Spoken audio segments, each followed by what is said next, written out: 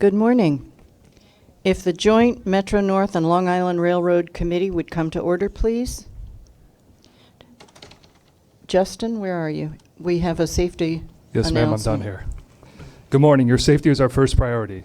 The following are procedures in the event of an emergency. If an alarm sounds, wait for PA announcement and follow instructions. If told to go to another floor to evacuate, leave all unessential items behind and use stairwell exit A across the main hallway or stairwell E down the hall past the elevator lobby. Notify emergency personnel if you need assistance. AED for use by trained personnel is located in the main hall just past the elevators. Thank you.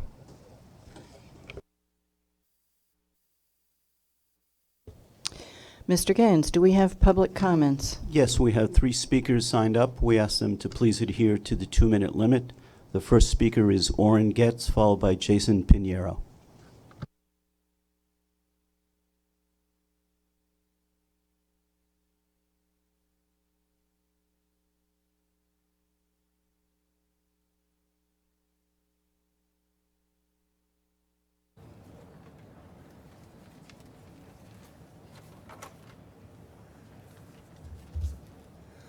Good morning, ladies and gentlemen, members of the board. This morning, Metro North Pascack Valley Line Express Train 1606 was again canceled for equipment availability. This is the second time this month that this express train has been canceled. Commissioner Randy Glucksman and I had to ride the Pascack Valley local train 1608, which was late and made it very, very difficult for us to get to this meeting. On Friday evening, Metro North Pascack Valley Line Express Train 1629 was also canceled for equipment availability, making it very difficult for customers to get to Rockland County for the weekend. Simply put, this is an outrage. When in the operating agreement with New Jersey Transit, Metro North is supposed to supply the equipment for the Pascack Valley Line Express trains. Unfortunately, that didn't happen, and there's a big problem. We need a complete status of all of the Metro North 65 Comet 5 coaches and 15 locomotives that are supposed to fulfill the Metro North West of Hudson fleet.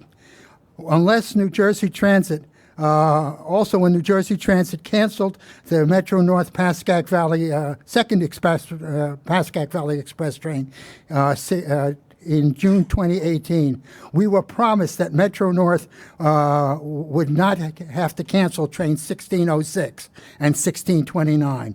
Unfortunately, that has not happened, and this is a big problem.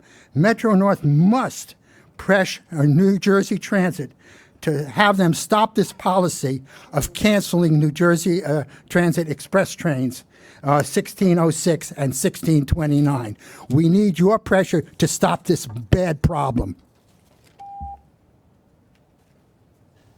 Next speaker is Jason Pinheiro, followed by Murray Bowden. Good morning, Joint Metro North and Long Island Railroad Committee. I hope that you guys are aware about yesterday's report of Chuck Schumer regarding positive train control. It is very alarming report, and we should look at it very carefully.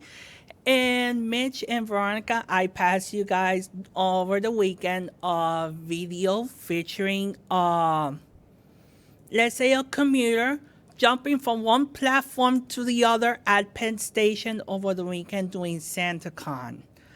This is a disgrace. MTA police should have been present to avoid a potential tragedy during this annually event. And I hope that Philip and takes note about this. And regarding the service changes, we hope that the main line gets the service that deserves, and let's say put to aside those who lives along the Babylon branch, because the main line needs the most of their attentions. And let's see if both agencies could review its winter service changes, because thank God that we are safe from the winter storm that's affecting the folks in the south. But what if that winter storm affected us? How are we gonna run the service? And I want to take these few seconds to congratulate Ira Greenberg, who is appointed to be Queens County Judge. We're gonna miss you, Ira, and we wish you the best of luck over there in Queens. So that's all I have to say for this month.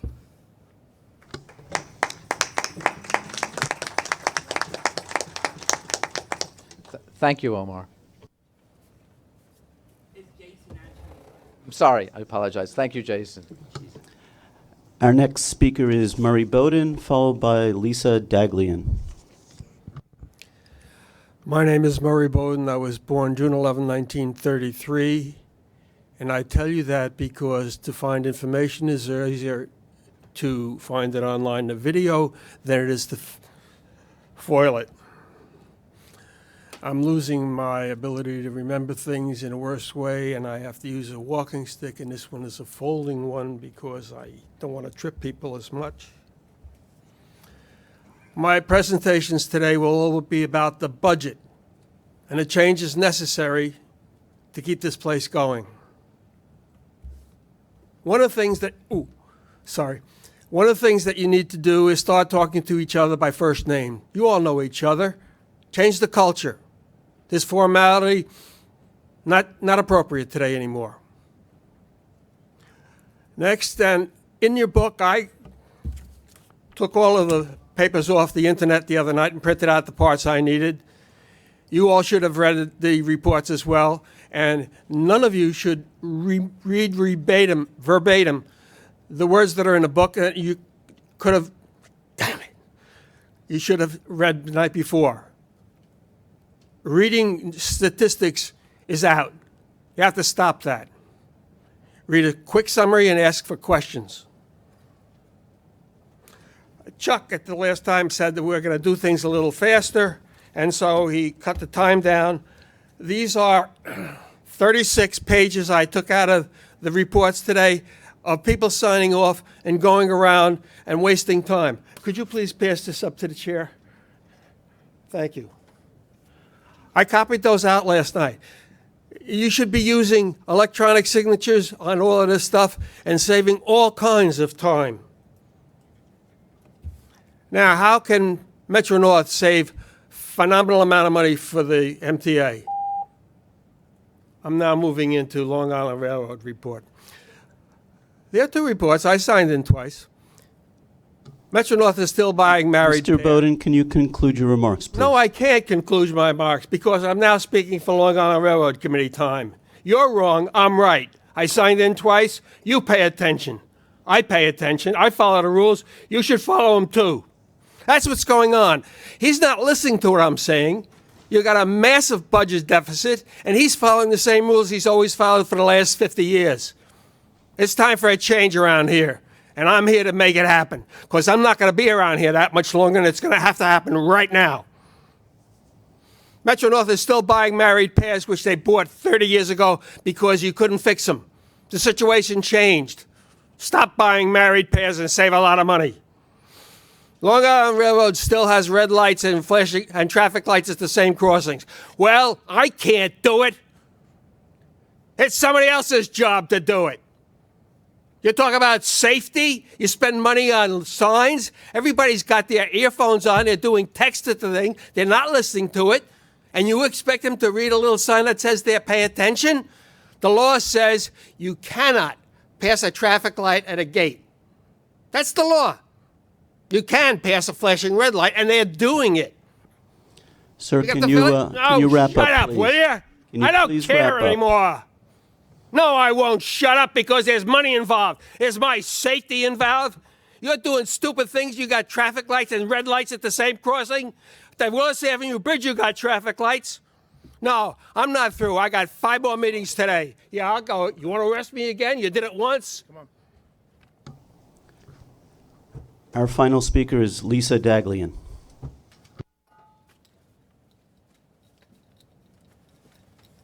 Thank you all. Good morning. My name is Lisa Daglian. I'm the Executive Director of the Permanent Citizens Advisory Committee to the MTA. We welcome the kind words about IRA. Thank you very much for being on the PCAC and the board for so many years. Obviously, tough fiscal times call for tough fiscal measures, and that's what we're going to see in the budget recommendations today. But what we're seeing is that the proposed budget reductions are essentially tantamount to some service cuts. And while we understand that there need to be savings, we do not support service cuts. And we do hope that while we've been assured that these are, in some cases, less rapid implementation of improvements, that there be in place a rider dashboard so that we can see, in fact, what the effects are, similar to what New York City Transit and Access-a-Ride do, where on-time performance changes are, mean distance between failures, onboard cleanliness, canceled trains, similar to what Oren was speaking about, and trains that are short cars. Since these reductions will likely go into effect, we'll talk about fare hikes because that's next month, although we do that at each of the meetings. We do hope that you will help us at least see how these budget reductions will affect riders so that we can all go and support whatever funding we can find under couch cushions in Albany, in Washington. We are here to support that call. So having those indicators would be very helpful. Thank you very much. That concludes our speakers. Thank you. May I have a motion to approve the minutes? All those in favor? Any opposed? Minutes are approved. Are there any changes to the work plans? There are no changes to either the Metro North or the Long Island Railroad work plans. Then may I have your report, please? Sure. I would like to start today's meeting with a moment of silence for Gerald Schroeder. Mr. Schroeder was a plumber for Metro North who died recently. In mid-October, as I think most of you know, he was badly injured from an explosion in a privately owned car that was parked in the Metro North White Plains facility. He died about 2-3 weeks ago now. He and his family are in our thoughts and prayers, so if we could have a brief moment of silence for Mr. Schroeder.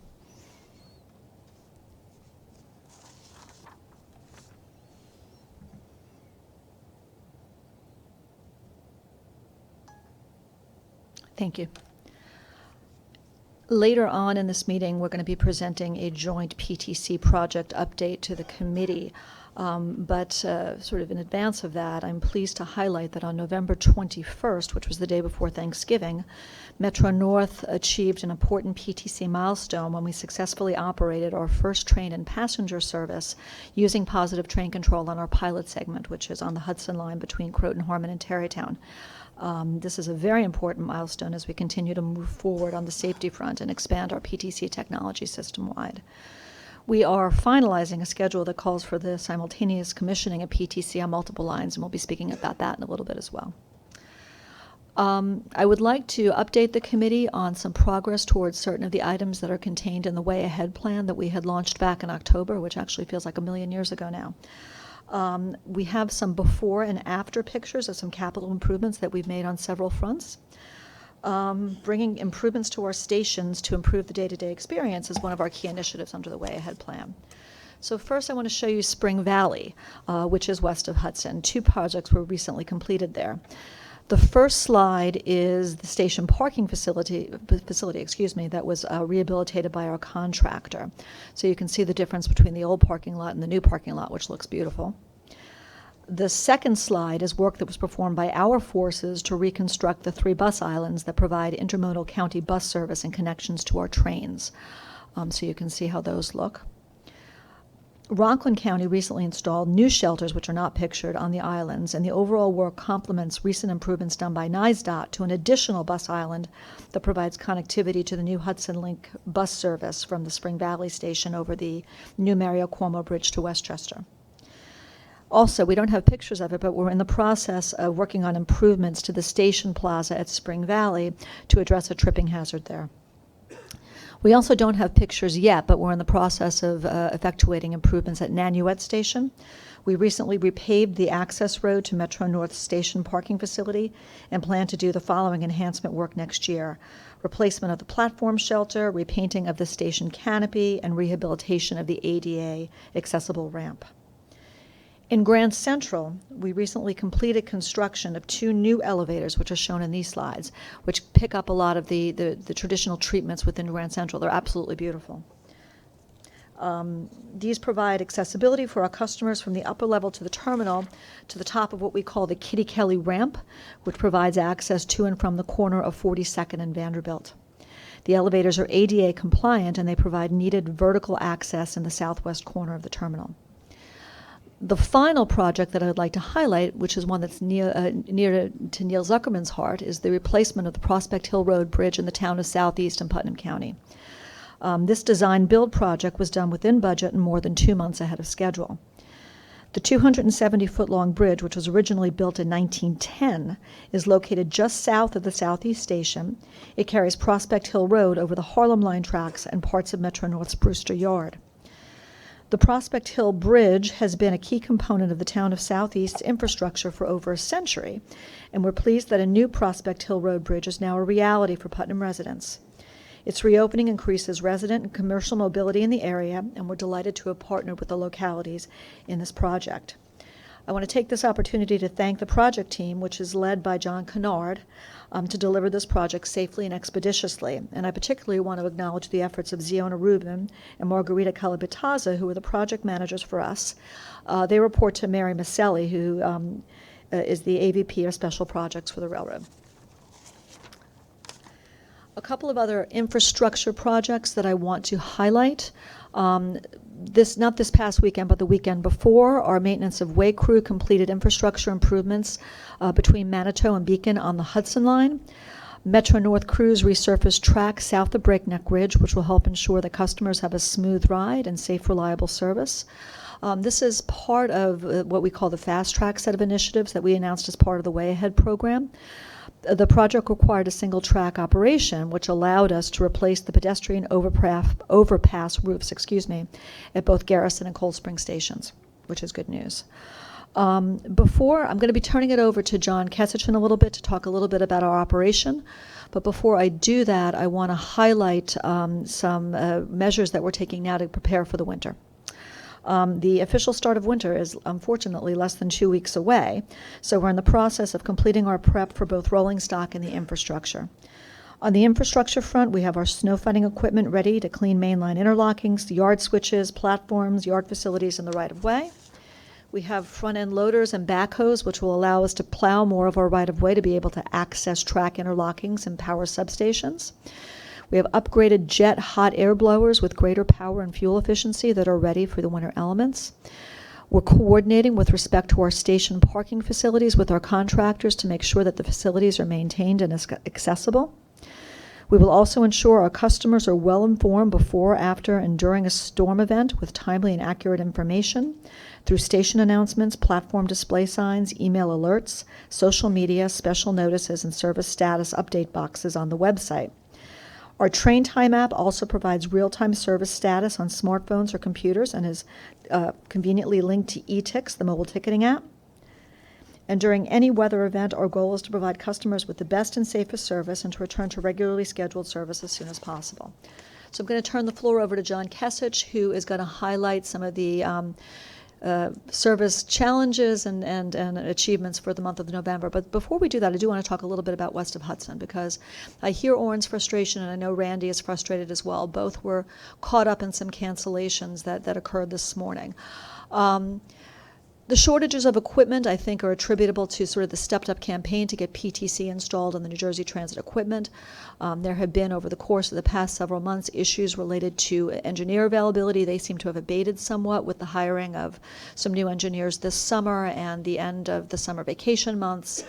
But I don't want anybody to feel like we are not sensitive to the concerns of our west of Hudson customers. They've had a tough run of it for the past, I would say, 12 to 18 months.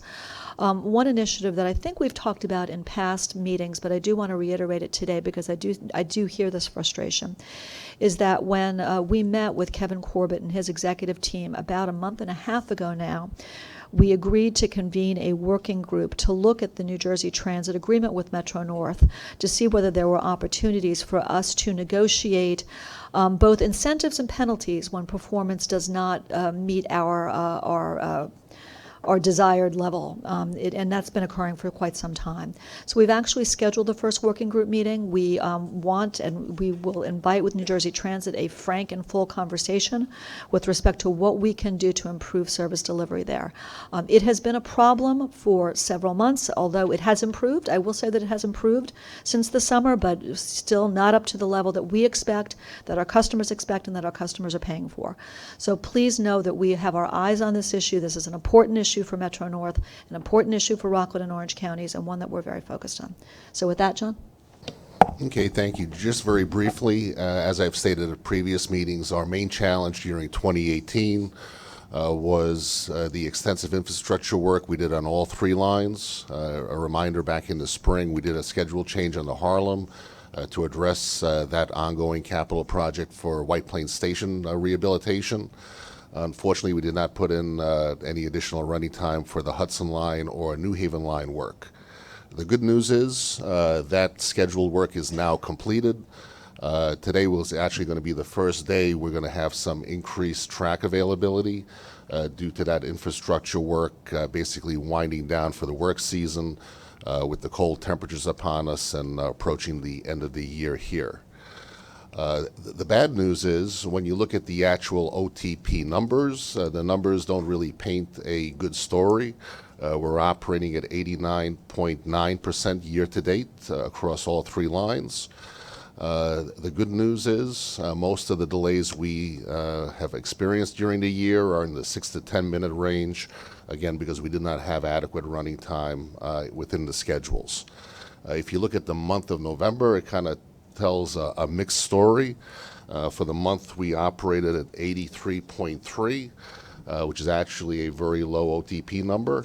That was basically driven by weather conditions and slippery rail delays we had during the first 2 weeks of the month. And during those 2 weeks, we operated approximately at 79%. And we also had that winter storm Avery on Thursday, November 15th. The second half of the month, there was a marked improvement where we moved from 79% to 89%. That trend is now continuing through the month of December, and for the last 3 weeks here, we expect to be operating in the high 90s. The other challenge we've had throughout the year is consensus compliance and availability of cars. Similar to New Jersey Transit, Long Island Railroad, and other properties, we did have a large number of cars out of service for the application of PTC. As Kathy reported earlier and previously, we've met all our PTC implementation deadlines, and we're just finishing up the last couple of cars, and we'll be out of that issue for the beginning of 2019. Our fall slip slide season this year was no worse than previous years. Actually, it was a little bit better. We had a compressed season, again, because we had a couple of severe weather events, high winds, heavy rains, that helped actually shorten the actual duration of the season. We had some M8s and M3s out of service for Wheel True. The M8s are all back from a Wheel True perspective, and by the end of this week, our M3 fleet will be back as well. If you look at the standee report, you've noticed, and you've asked me about this previously, we have more standees in 2018 than we historically have had. 2018 also is the first time that we show program standees primarily on the New Haven line. As a reminder, we have 66 new M8s that the board approved about a year ago. They are scheduled to start delivery end of 2019 with full delivery by the summer of 2020. If you look at the standee numbers, approximately 1% of our total peak ridership does not have a seat, and they actually stand. So that's just to put it in context of where we are. Our mechanical department is working diligently to come up with strategies on how to further increase car availability, and I'll be reporting on that, I believe, in February when we have a report on RCM. It might be a little bit later, actually. And that's all I have at the moment, and I'll turn it back to Kathy unless there's some questions from the board.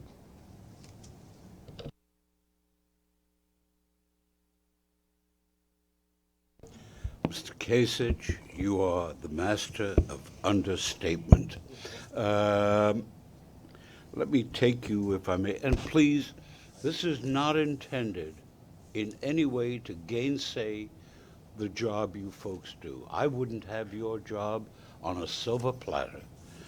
But let me go through some of these numbers, because what I want to do is to ask you a question at the end, which I've asked before in other contexts. What is it you need in order to get this ship back into shape? You have, in trains over 15 minutes late, not 10 minutes, you have double the number of trains as compared with last year. 68% increase. Pardon me? It's actually a 68% increase. Yeah, That's okay. worse than double. That's page 180. You have trains, more trains terminated. You have standees standing on each other's heads, it looks like, 222 in November, as compared with 116. That's double, almost. In terms of just the month, you have 534 as against 191. Something is wrong, and it can't all be blamed on the weather. Let's have the answer, since we've all read the statistics, and they're not pretty. Correct. The answer is partially the weather. As a reminder, in the month of March, we had fairly severe storms across the territory. In the month of May, we had fairly severe storms across the territory. So weather is a part of it. We just finished going through the annual fall slip slide season. One of the speakers this morning mentioned the winter weather coming upon us. In the month of January, when I report the annual report, I'll provide a breakdown with regards to what percentage of the delays, cancellations, and terminations are due to weather versus what's due to Metro North's direct responsibility. As far as what do we need, the simplest way I can say this is, for a while now, we've been carrying the maximum number of people on the minimum number of cars, and we've reached the operating limits of our infrastructure. The challenge we have is our ridership continues to increase. We need to continue repairing our infrastructure to bring it to a state of good repair. We need significant capital dollars and significant investment to make that happen over the next 5 to 10 years. Very simply, we are at the limits of our capacity. And if any piece of the puzzle happens to fail on any given day, we generate a large number of train delays. That's the simplest I can put it. That is a candid and a totally acceptable explanation as far as I'm concerned. But please don't blame it entirely on the weather, because year over year, the numbers are equally bad. So that includes the summer, that includes the spring, etc. And bear in mind, you had bad weather last year, you had bad weather the year before, and you're going to have bad weather next year. And So we you will gotta have factor bad weather in the future. I think he has answered the question, and he put it in our court. But may Yes. I make a point, if I may, Madam Chairman? It seems to me that at some early date, you advance the cause that you rightly state, namely you need X, Y, and Z, by laying out exactly what you need, what the budget would be for it, and what the specifics are. To say it in general terms is not to do yourself justice, and that's what I'd like to see. Let's have our president's input on this issue. I think that's where it belongs. So, Chuck, I think I said this at the last meeting, but I'm going to repeat it. In January, we're planning to give a presentation to this committee which is sort of a retrospective on our 2018 performance, which touches upon a lot of the issues that you're raising now, as well as a look ahead for what we plan to do on the infrastructure front in 2019, the impact that we anticipate that will have on service, and how we propose to mitigate those impacts. So I think it's going to be a fairly lengthy presentation and a fairly detailed one, but I think it will address some of the issues that you're touching upon with respect to the challenges to service delivery. The other thing that I would say, and the committee is aware of this, is that the MTA as a whole is in the process of pulling together what the capital program asks will be for the various agencies. So we have been working with HQ on that, and I think that that process will obviously advance considerably over the course of 2019, and you will see the projects that we and the other agencies are going to be really advocating for as a way of addressing some of the issues that John has highlighted, where we really are operating at the margins, as he would say, and I think that the capital program is a big part of how we're going to address those issues going forward. I think it's important that you keep the committees aware of the requests and the information that you're providing to MTA, because it's necessary for us to weigh in with our own opinions as well. Absolutely. I saw Andrew's hand next. Yeah, Kathy, I think at this point, when you have a real deterioration like obviously we're having, there's no question, you can't kid yourself anymore. There's something obviously wrong there, because you have basically a static business. You can say ridership's going up, but really this is a very stable operating environment, the Metro-North Railroad, and I think Long Island is too. The business really hasn't changed very much. It's a basic business that really has gone on as long as I've been here, and I think if you go back, it's not that much different than it was years ago. But you've got a situation now, and I see it because my wife is a regular rider. The trains are always late going into Katona. Really, you sit there and you don't need to hear the statistics, you can just see it. And what we're doing now is we are asking our customers another fare increase, which we have to have, obviously. You're paying more and more. These rides are really expensive for the average person. I question how some of our customers can afford it. And then you see on top of that, they're not getting better service or even static service. You're getting a real deterioration in the service. And frankly, when you have a basic business like this, and I don't think, look, I'm not that knowledgeable on capital, and I don't know what but it doesn't look to me like anything really has changed that much. So I have to go back and say, it's got to be a management situation. I know we've lost over the years a lot, and I'm not saying the people here are not trying, and that's a whole different story, but we have lost a lot of our really key middle management people. I mean, I've been here a long time, and I don't know a lot of the people now, so it's not fair, but you have to say that the management, there's something wrong in here, and I don't believe it's strictly capital. That's fine. I don't think the business has changed very much. It's the same basic railroad business. I don't think the ridership even has changed that drastically that it's really affected us. So I think if you really want to be honest, the management situation and how the day-to-day business is being managed is not right. Now, maybe we have too many competing things like this positive train control thing and all this other stuff. But we have to get back to running the railroad for the customers, and that's not what we're doing. There is something wrong here, and I think you can have all these meetings and report to the MTA board and all this stuff, but really what has to be done, you need a head to top, John, and since you're really in charge of it, and Kathy, to take a look at this whole thing. There is something that is not right here. And I believe it has to be management. And I think really this board needs to hear an honest evaluation of why this thing is deteriorated so I badly. expect we're going to get that in January. That was an agreement that we had. I really wonder, Susan, yes, everybody we expect, nice, we're gonna have a meeting and all this stuff, but I think unless you really have an honest evaluation of where you stand and what's going wrong, not gonna make any difference, just wasting time. That's what we expect. Okay. Can I address Yes. that? All right.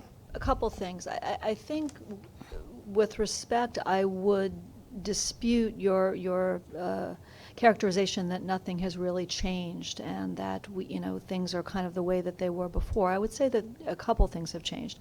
I think primarily the thing that has changed, which I think we've talked about a lot in this forum, has been the sort of redoubled effort over the last several years to repair the infrastructure.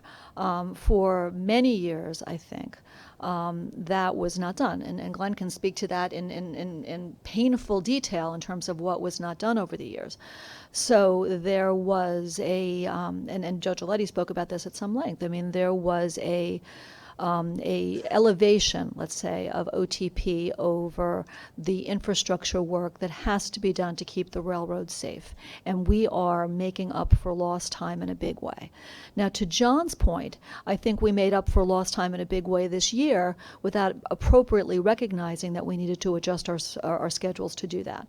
Because I do think that what our customers have a right to expect and what, frankly, they have not been getting for the past several months is a reliable ride.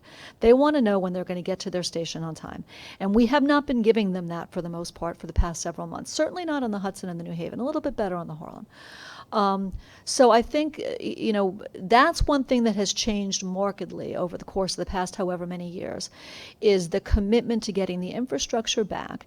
And I've been saying this for the past several months because we really started to see this sort of downturn in terms of OTP since the summer, really since production season started.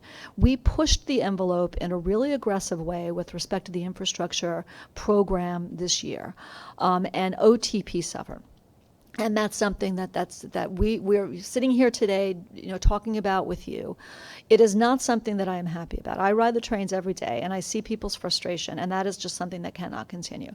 So we need to figure out a way to continue to be aggressive on our infrastructure program, continue to give people reliable service and reliable schedules, and try to bring the reliability of our performance back up. Because the way things are going now, and those numbers do not make me happy. They do not make my team happy. And we are focused on improving those numbers, improving the reliability of the service, while not in any way backing off on the need to restore the infrastructure to a state of good repair. That's got to be a priority, and that's something that we need to balance with our need to provide reliable service, and we're still working that through. Are there additional questions?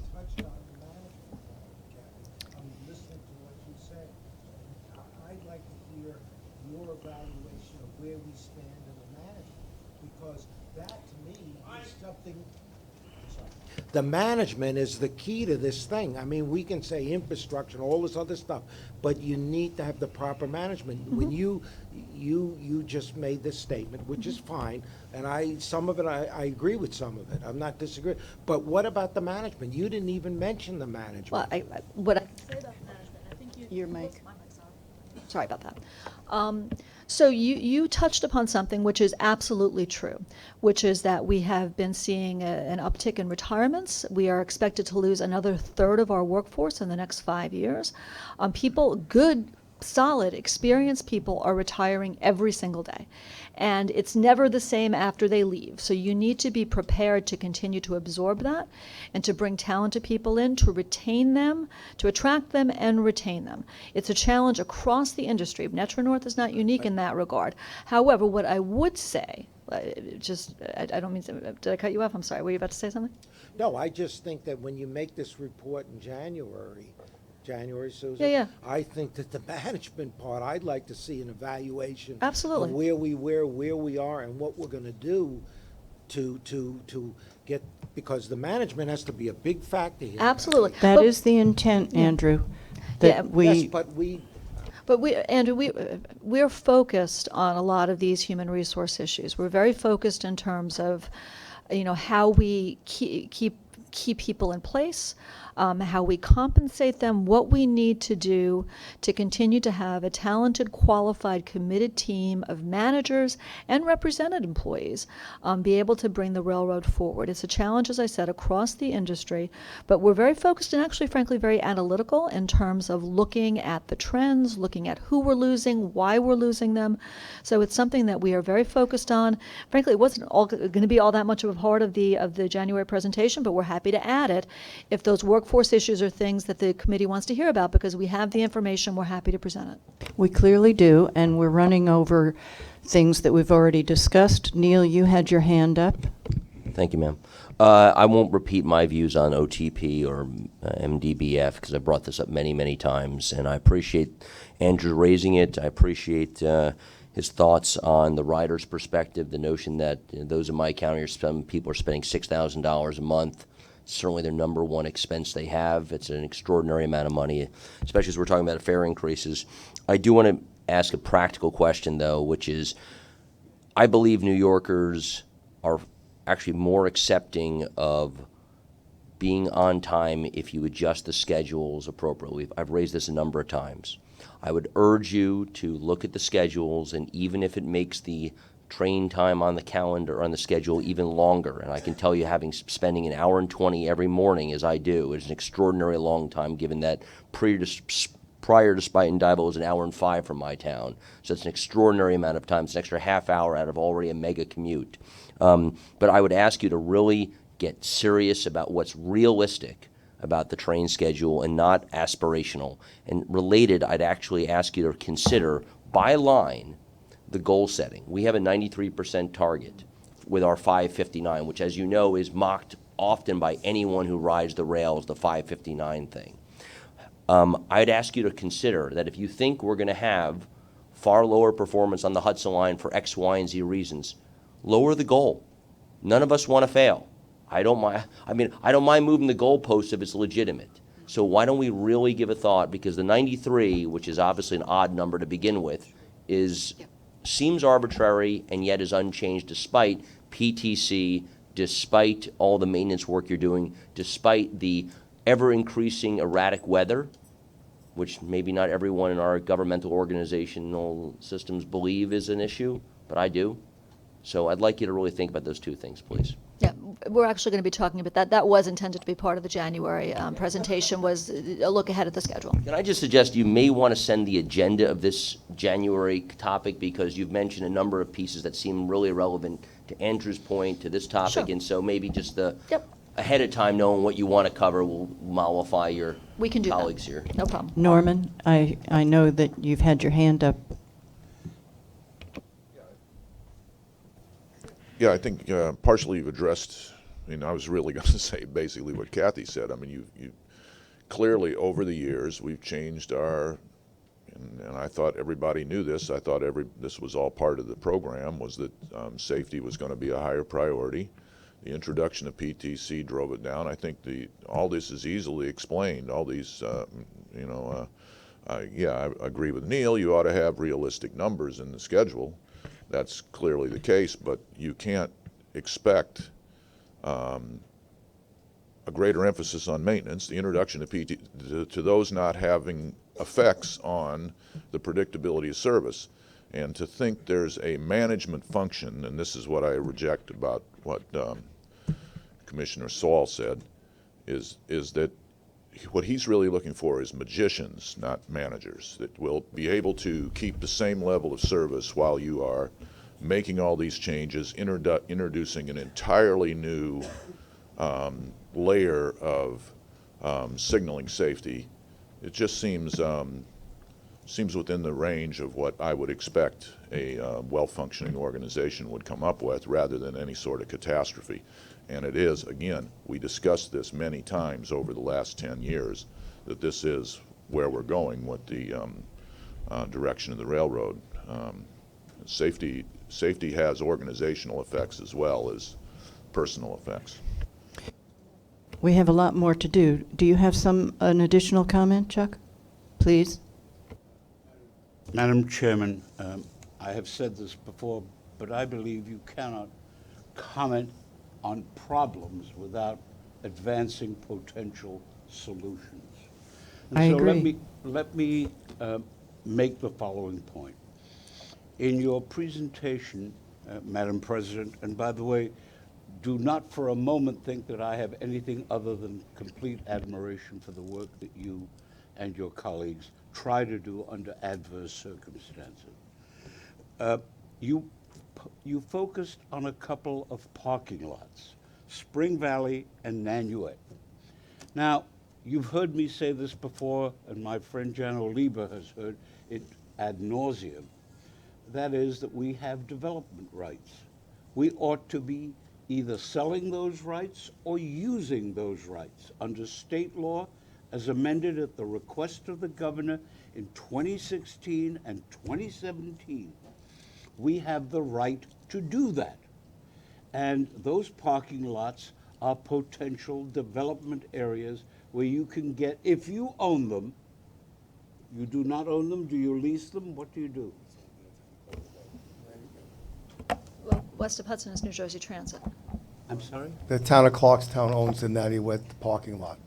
Spring Valley, I think, is yours.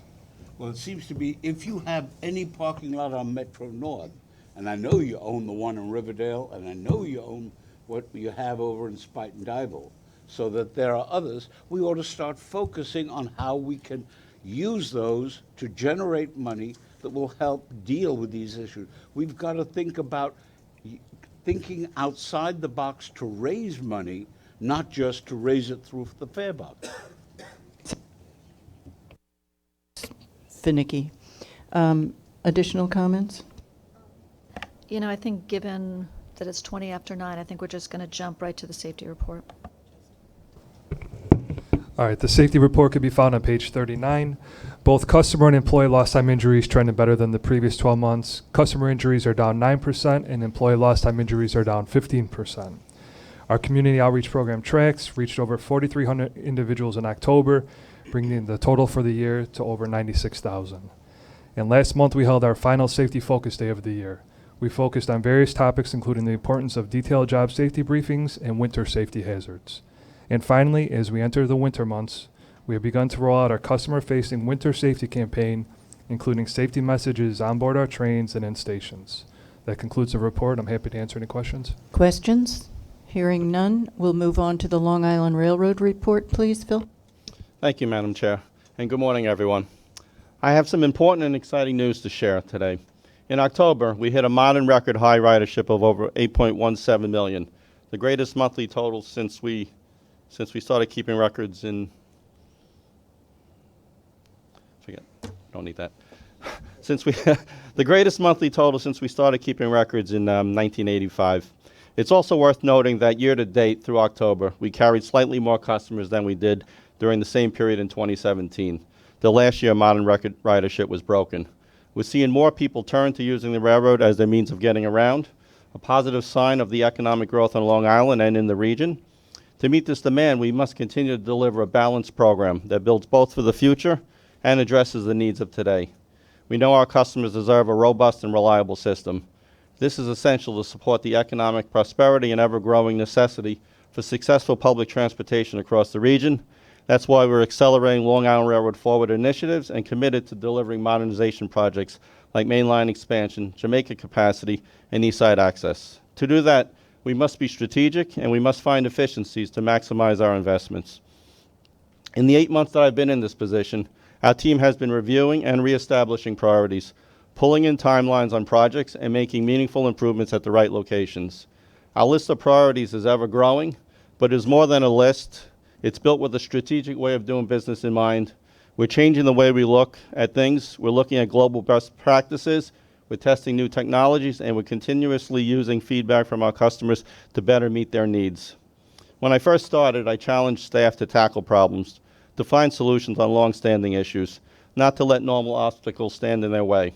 And while we cannot control everything, we can always improve our response and our decisions. We can and we are managing differently to mitigate issues and to get our customers safely to their destinations. Staff at all levels are stepping up, and I've kept my word as we continue to implement new strategies to tackle fall and winter weather. It's important that I briefly talk about the strategy to understand the OTP numbers for November. Prior to the fall leaf season, we re-instructed our engineers on low adhesion operation to preserve our infrastructure. A proactive move to operate trains at a slower speed to decrease the instance of slip slide, and as a result, decrease flat wheels and improve safety.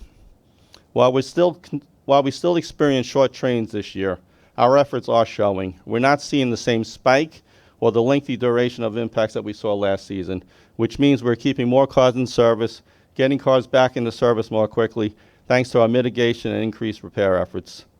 Last year, the fall leaf season impacts were felt all the way into January and February. This fall season, we began with one of the wettest Novembers on record, and we're currently coming out of low adhesion season now and off to a positive start in December. I'd like to give a comparison of the seasons from year to year, not necessarily month to month. Our worst day last season, we had 47 trains short for an AM peak. That represented every MU train at the start of a day being short. Last year, we had many days with greater than 30 or 40 short trains. This year, the highest number of short trains for any given day was 26 trains, and that was just one single day, a 45% decrease. The majority of days where we had short trains has been between 8 and 12 trains.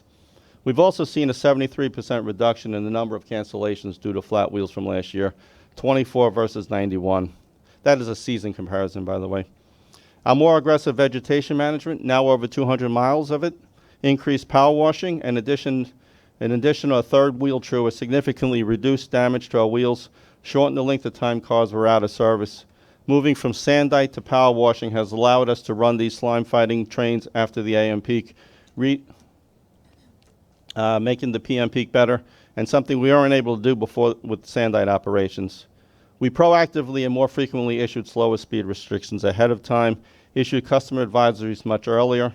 This strategy also resulted in less wheel damage, enhanced safety and awareness for our customers. And lastly, we did look at adjusting our schedules for the fall season.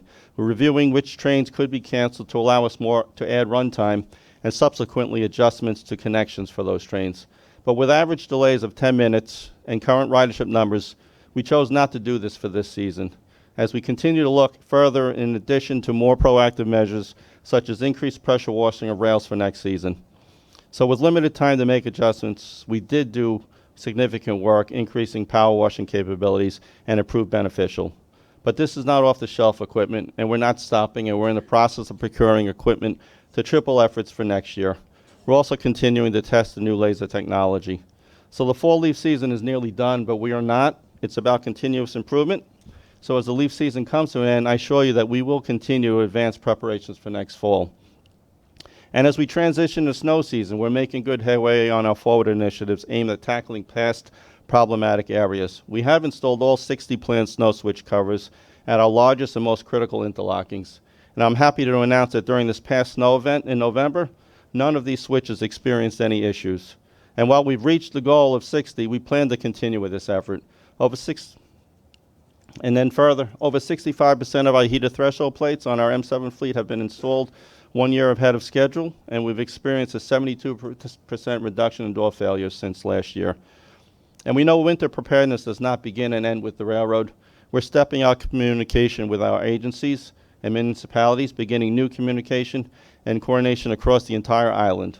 While nearly 75% of our parking lots at our stations are owned or maintained by local municipalities, the Long Island Railroad is stepping up to improve better access for our parking lots during snow events, so customers who are using the railroad can access their cars when they get home to their stations.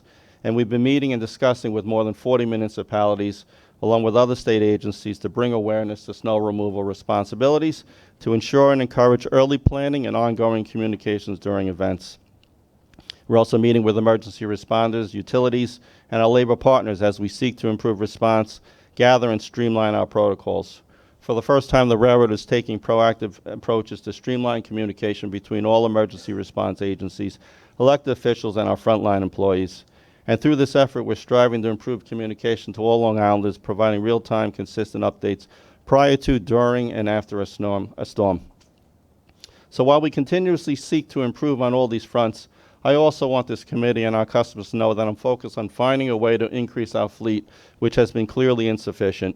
With record ridership trends these past 2 years, it's a sign of a strong need for public transportation, and we need to make sure we're taking the necessary actions to meet current and future demands. In addition to the current Kawasaki orders for the M9, I've directed staff to modify the M9A procurement to make delivery schedule part of the best value process. Those that can get us the cars the quickest and still deliver quality will be scored higher. I've also added diesel coaches to this procurement, as we know they are much needed on our branches that have not yet been able to be electrified.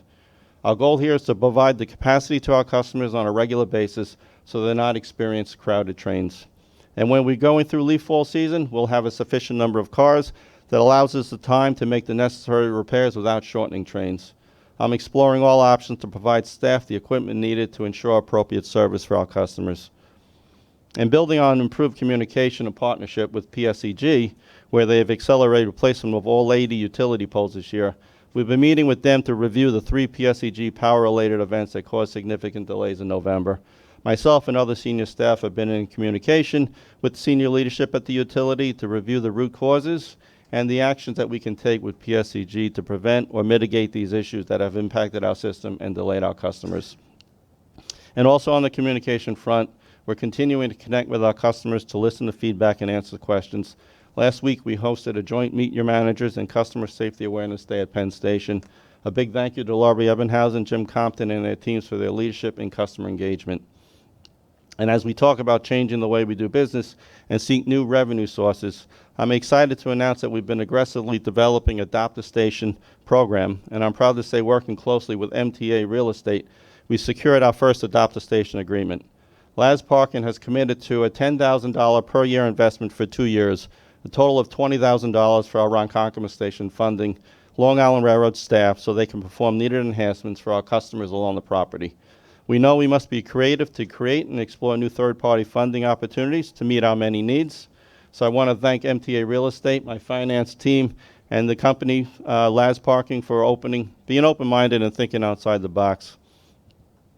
In January, critical work continues. Beginning January 5th through February 3rd, we are supporting both Amtrak State of Good Repair work in Penn and Eastside Access work in Harold Interlocking. While there are some service diversions to Atlantic and some trains terminating in Jamaica to support this, we are mitigating this with 2 additional shoulder peak trains both in the AM and PM peaks. Additionally, we coordinated efforts to piggyback our Eastside Access work simultaneously with Amtrak's work, rather than extending the duration over 2 separate months. So Amtrak is performing long-needed state good repair work to enhance safety and reliability for our customers, and MTA Capital Construction and Long Island Railroad continue our commitment to build for the future and deliver Eastside Access. We will be doing robust customer communication and outreach to ensure our customers know their options during this period. We're also glad to announce that FRA has approved us to go into RSD on the Port Washington branch, which will begin next Monday for positive train control. We have completed all federal requirements for compliance, and as you will see in our presentation later today, we have established a very aggressive project schedule for the new 2020 deadline. We intend to implement PTC-wide, system-wide, much earlier than that date. And finally, as we look to provide enhanced service during the busy holiday season, I want to remind our customers to check our December timetables online for extra service to and from New York City on December 21st, 21st, 24th, 28th, and New Year's Eve and New Year's Day.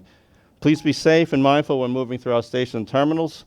I want to thank our staff, our labor partners, for working around the clock to accelerate these improvements and for ensuring as we continue to move in the right direction towards a successful future. I wish you all a safe and happy holiday season. That's all I have, Chair. Thank you. Yes, Randy. Thank you for the interesting report. My ears perked up when you said about acquiring coaches. NJ Transit, about the same time we will meet on Wednesday, is going to approve a purchase of 113 multi-level cars with EMU. I would suggest that you get a hold of them and see if there's an opportunity to piggyback on there, and maybe once everybody gets all their equipment equipped with PTC, you could lease a set of them to test them out and see if they could run on our lines. Thank you. Yes, Chuck. I have 2 questions, if I may. On the standees report, it doesn't reflect a comparison as between this year and last year. Is it the same? Is it better? Is it worse? Because it's pretty significant number of standees. I'll ask Rod if you have information with regards to that, Rod. I do not, but we can easily get that for you for the comparison for the You year. don't have But the program standees are pretty similar. The additional standees is typically a function of short trains for a given day, but we can actually get the actual numbers. Would you do that? We'll do that. Second, if I may, you have apparently a significant increase in the number of trains late and the number of trains canceled and terminated as compared last year and this year. Is there a particular reason for that? I would say that the explanation John gave is probably a good explanation for us just as well. You know, President Ings explained about the low adhesion season and some of the issues that we experienced during this time of the year. But also, you know, as we, you know, Phil also spoke about our ridership numbers. So is it fair to say that despite the hard work you and your colleagues do, you've just about reached your limits considering the significant increase in ridership you have? I'd say that's pretty. I'd say that's Let me. We are at capacity, and that's why we're focused on fleet procurement, not only new fleet, but taking a look at our existing fleet as well. And we're going to try and be creative in terms of driving industry to support our needs. One thing, and I don't know, Commissioner Merdler, if you're looking at the numbers for November to November, I think what I'm trying to look at is the season, the low adhesion season as a whole. I'm looking at 18 rather than 17. Right, but year. and what I was trying to point out is that while the numbers, you know, we intentionally we re-instructed our engineers with slip slide low adhesion season. We wanted them to be more proactive with regards to where we had low adhesion to slow down. We issued more 100W slow speed orders to mitigate. So we knew that our delay numbers may take a hit, but when we were managing them within 10-minute range, we felt that that was far better than the result we had last year. We're trying to hold OTP. We had more cars out of service. We had impacts go into December, into January, into February. We're coming out of the low adhesion season, which is a good thing. The fact that it's the 1 month and now December we're back on track is I think a key component to how we made decisions this season versus last season. So it's hard to compare November to November because the seasons were off a little bit. Okay. Ira? Yeah, I would like to note that the MDBF is above goal, and it's been above goal for most car classes except for the coaches. I'm just wondering what the issue is with the coach. I mean, I congratulate you on keeping MDBF. I think that's maybe part of the efforts regarding low adhesion. And I noticed in the delays report, there's many incidents and many train delays are attributed to low adhesion. I suppose that's a result of the slow orders. But the only thing I see here that is of concern to me are the diesel coaches. They seem to be not meeting goals as far as maintenance goes. Does anybody have a reason? Yes, we have an issue with the door control modules on the coaches themselves. The mechanical department is in the process of replacing all of those. So it'll be a simpler fix to reset it. So that should take care of the problem. One last thing about more equipment and standees. We have program standees on certain portions, especially the Huntington branch, and I don't know if there's a long-term plan to address those standees, because that branch is probably, I think, one of the worst as far as standees goes, because we already don't run enough. If we ran everything on time and the way we say we're going to run it, we'd still have standees. And as you know, standees mean average. People don't necessarily, what's it called, the EMS, the empty middle seat. People don't necessarily fill that, so you wind up with more we run very long trains, 12-car trains, so we don't get even distribution. So the actual experience of the rider is worse than what we're reporting. We can only offer so much service on many of our lines, but I just wonder if we have a plan to address that. I know there's an issue with a yard out there and that kind of thing, but it would be good to see that as some part of our long-term plan. In fact, the Huntington standee is a proposal to be a priority in our next capital program, Commissioner. Okay, thank you. Randy? And one more, Chuck mentioned about the standees, so it's still on track that the M3s are going to be taken out of service at the end of the month? Or are you going to still have them in? No, we're planning on getting the PTC equipment installed, and we're planning on using them as we need. The long-term decision is something that we're evaluating. Okay, thank you. If nothing else, we'll have your safety report. Good morning. We're reporting on our safety performance through the end of October, and that report can be found on page 42 of your book. I'm pleased to state that we did see continued decreases in the customer and employee injury rates over the same period of performance last year. And I again want to thank our MTA police partners because we reached over 101,000 participants through our TRACS program thus far this year. Building on what President Eng said during his report, I do want to thank our safety colleagues at Amtrak, New York City Transit, and New Jersey Transit for partnering with us on December 5th to host a Customer Safety Awareness Day at Penn. Penn Station continues to be the location where we see the majority of our customer injuries.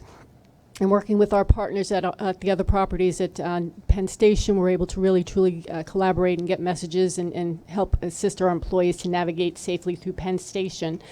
And finally, I do want to note that we continue to engage with our employees in conversations about how they're experiencing safety in the field. This includes a safety eyewear campaign that we did in September and October. And based on the feedback that we got from our employees, we are going to be procuring 2 new types of safety glasses because, again, we want to make it easy for them to keep themselves safe. And I'd be happy to answer any questions you may have. Questions? No questions? In that case, we'll move to capital construction report. Madam Chair, in what seems to be a monthly exercise, I'm going to cut short my reports on East Side Access and a third track in favor of the schedule of the meeting. But I do want to do a walkthrough of what I think is an important initiative led in large part by Long Island, but with our organization, Capital Construction, participating and overseeing as well, which is the so-called Enhanced Station Initiative. This is the 19 stations that have been executed on significant improvements in 2018 and which cover roughly 30% of Long Island Railroad's ridership. So it's a very important initiative. It differs from the Enhanced Station Initiative you've all heard about for New York City Transit in the sense that it did not impose uniformity of design, but it is delivering major customer amenities and probably most important, given the discussions of the board, a lot of ADA accessibility that didn't exist before. So with an acknowledgement of the leadership of the railroad and other players, let me quickly take you through this. I'm going to race a bit because there are, as I said, 19 stations, a couple of them more significant than the others. Let's see if we can make it work. Okay. That's just an image to make sure everyone understands it's spread throughout the Long Island Railroad network, and we'll talk about specifics. Wyandanch. This was the sort of the centerpiece of the double track project. The double track project did the platform works, and new elevators and new ADA accessibility, but there was a brand new station building, which is an extraordinary building, delivered to Wyandanch, and it's sort of the centerpiece of that incredible downtown redevelopment that Wyandanch is undergoing, and so that was very exciting. All of these projects include significant arts and design components. Our MTA Arts and Design team led that effort, and this is a beautiful one, kind of an American craftsman design, but incorporating some local history as well. Deer Park, these are, you see these again and again, these kind of slightly bland 70s era stations that need a ton of work, but every one of them is getting significant work on the station building, ADA accessibility, in many cases platforms and elevators, and a ton of customer amenities. So just so you have a sense of it, that's an art piece. I think Phil showed it in one of his slides. Sort of all of the artwork is meant to sort of draw on local history. Local artists executed them. In this case, I think it's a local artist named William Lowe, who's based in Huntington, who's using the the horticulture of the area, which in fact was transferred to Central Park many moons ago. Similar project in Brentwood, also drawing on some local horticultural history and using and engaging the Latino community and a Latino artist in the development of that. Farmingdale, a significant historic station building, was fully renovated outside in, significant platform enhancements, ADA accessibility, and interior work as well. Port Jefferson. This is an interesting project because we did this one with our own Long Island Railroad forces. Unlike the balance of the work, it was done as, in effect, a force account project and delivered again. And also Stewart Manor was a force account project as well, done with our own forces. We like to make use of the expertise that we have. In this case, we were stretched a little thin, had to use contractors because of the volume of the work, but two very successful station projects. And on the inside of that Stewart Manor station, there's a lot of local history. Some of it is put into the flooring, and there's art pieces in the station platform enclosures as well. And I won't go into all the details, but those were successful projects, unique in the sense of how they were executed. Hicksville. Hicksville was a major redo. We redid the platforms, we did the platform canopies, we set the project up, the station up to have snow melt system on the platforms. There's still a little more work to be done on that front. But this is outside of Jamaica and Penn, obviously one of the most important stations on the island. And you got also the platform enclosures, the platform waiting areas were redone with some artwork. But one of the things I want to talk about, one of the reasons we're excited about the Hicksville work is that they're engaged in a downtown revitalization undertaking, a planning effort. And we really want to see, and this kind of goes to what Commissioner Merdler was talking about earlier, about development around stations. As we continue to repair and upgrade the station facilities and service, it's nice to see in some places, Farmingdale is one of them, Mineola, there's a heck of a lot of interesting transit-oriented development going around the station. Everybody wants the Hicksville to become a new node for that kind of transit-oriented development. I think we're hoping that this will help to facilitate it. I'm going to rush a bit now. Northport, a historic station that was redone from the outside and inside as well. Stony Brook, another, again, these great historic buildings that kind of give you a sense of the history of the railroad, but have been a little bit neglected as physical assets, also brought into up to today's standards. And you see just in that photo the new digital communications infrastructure, the screens that we're all installing as part of that out-front contract that the board approved. It's really going very quickly into both railroads and into transit as well. It's really really gotten some legs this year. And I'm just going to throw 100 miles an hour through. Montauk, like Hicksville, was a major redo that included the full platform as well as interior work as well. And that is another major station. Just by way of information, the art pieces that are in there are kind of evocative of Jones Beach, which is obviously a major local landmark. And again, ADA accessibility in all of these. And inside the Belmore station and the Merrick station, you see these great artwork, mosaic pieces that, again, done with local artists and with community input, which speak to local history. This is something that everybody seems to get excited about, to have the station be a little more connected to the community's history and identity. And we're doing it throughout, as well as just improving the customer experience with modern technology and so on. And finally, the East Hampton station, which is a great little history piece. You see how it had kind of been a little left to age a bit up top in that before picture, complete exterior renovation. This was all done in tandem with our SHPO, the State Historic Preservation Office, and local East Hampton preservationist expertise. And I think everybody there is thrilled. It's actually a very, very pure and minimalist redo, but upgrading with passenger amenities and communication facilities and so on. So with that, I'm going to just mention that we are doing 5 other stations right now. as part of bringing a couple more stations into the new era in terms of customer amenities. It's a little lighter redo than some of the ones I've shown you, but the connections like bike racks and information screens and so on are also valued. And a final acknowledgement of the team at Long Island Railroad who did it under Elisa Pika's leadership, Poonam Pooj and her team, a great collaboration. One of the reasons we did this is try to take advantage of the collaboration that our organization, the Capital Group, and Long Island Railroad have built on East Side Access and Third Track, and I think it paid off.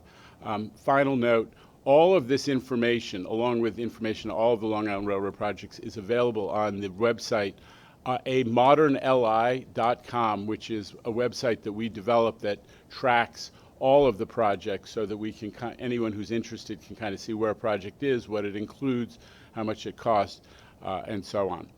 So I'm going to quit there. East Side Access and Third Track are on the CPOC calendar this afternoon. The one thing I would note for the committee's information on East Side Access is that we are keeping to the budget that was projected when I spoke to the board back in April. We've actually added to the contingency because we brought a couple of contracts in a little below what was the projected cost, so we've been able to add the balance to the contingency. And we're continuing to hew to the schedule associated with that April reprojection that we offered up. We have a couple of challenging discussions with key contractors going on right now.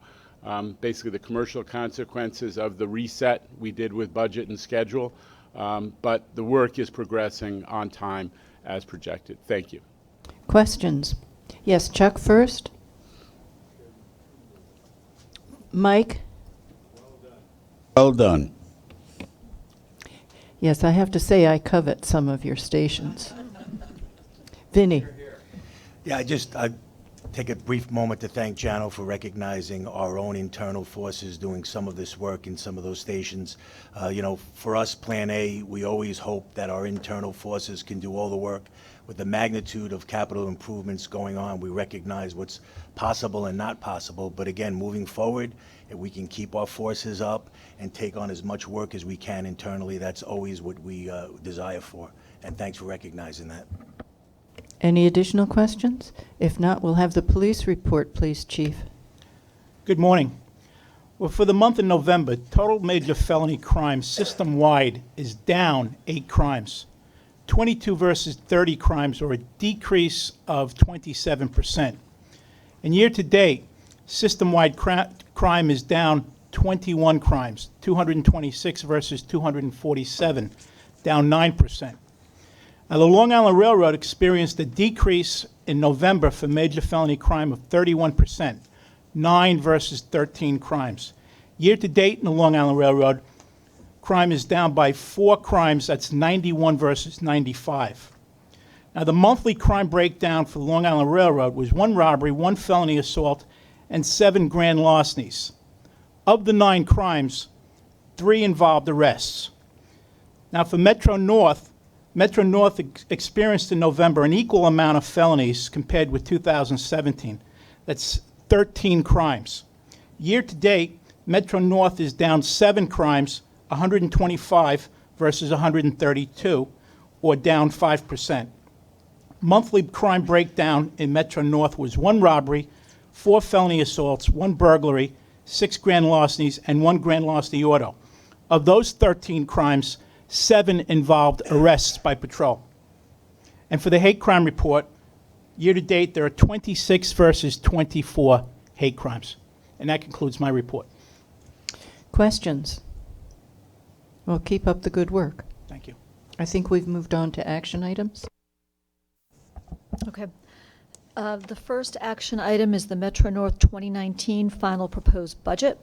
Action is required by this committee to adopt Metro North's 2018 November forecast, 2019 final proposed budget, and the 4-year financial plan for 2019 through 2022. These items will then be voted on by the full board on Wednesday, December 12th for final approval. The Metro North staff summary for the 4-year financial plan for 2019 through 2022 is found on page 56 of the committee book. Just briefly, our mission, as stated in our strategic plan, and then again more recently in our Way Ahead plan, is to be a safe, reliable, and efficient railroad providing regional mobility and excellent service to our customers. And this financial plan continues to support our 3 priority areas: our customers, our infrastructure, and our people. Among the new initiatives identified in this financial plan are accelerated video surveillance installations at 10 Metro-North stations, rehabilitation of the Upper Harlem Line pole system by the replacement of 1,200 transmission poles to minimize outages caused by severe weather, the replacement of vestibule floors and seats in 99 center door coaches, the addition of a second shift of 15 employees to our diesel shop to ensure excellent performance of our aging locomotive fleet, and the acquisition of 66 M8 rail cars through a previously negotiated option. The financial plan also includes annual budget reduction programs averaging $49 million starting in 2019 and continuing in each following year of the plan. These cost savings initiatives include targeted reductions based upon operational efficiencies and historical spending trends. Additional details are included in the staff summary as well as previously published materials. And we recommend that the MTA Board adopt the 2018 November forecast, 2019 final proposed budget, and 4-year financial plan for 2019 through 2022 for Metro-North Railroad. And I'm happy to answer any questions that you might have about the budget. Veronica. Thank you. I have one question and one comment. The question is in regards to an item listed under ongoing programs and assumptions with regards to the Chief Rail Traffic Controller position to assist with RSC and PTC. What happens to that position once we've moved beyond our full implementation? It actually continues because with the implementation of PTC, there is additional workload with regards to the PTC system. Thank you. And then my comment is in regards also to an item in our 2019 operating budget, and it is for the Rockland County Bus Service Subsidy Continuation. Now, I want to be very clear that I support this bus service in this corridor. In fact, I helped advocate for it. My concern and my comment is really around the MTA picking up the $480,000 bill to maintain this service for Rockland County because it is New York State's DOT-sponsored project. And much like the state DOT supports ferry service and supports the operating budget for ferry service, I do not think that it is the MTA's responsibility to support this, particularly because it was always intended to be a state DOT-sponsored and supported project. Now, while I understand that this is incredibly important service for Rockland County and Westchester County residents and commuters and people in that corridor. My concern, again, and I want to reiterate this because I don't want the message to get lost that I think this is very important, but we should not be paying for this, particularly with what we have on our operating need, what we've talked about with regards to challenges for Metro-North and what we anticipate hearing from you, Kathy, and the team in your January report and some of the challenges that lay ahead. And I think that this service is so incredibly important. I would love to see it expanded. And I think that if we continue to pay for it, that expansion of service will be limited because of our limited operating budget. And again, it's just not our responsibility to fund. And while if this is intended to provide some retribution to Rockland and Orange and Dutchess and other commuters for service that has been challenged, I would argue that this might be a better use of money to help offset a potential fare increase for those particular riders in that service territory. So I guess I would have a comment and another comment. So comment number one would be, DOT actually is picking up the lion's share of the service for the new Hudson Links bus service. So we are no longer the $480,000, I think is what's in the budget.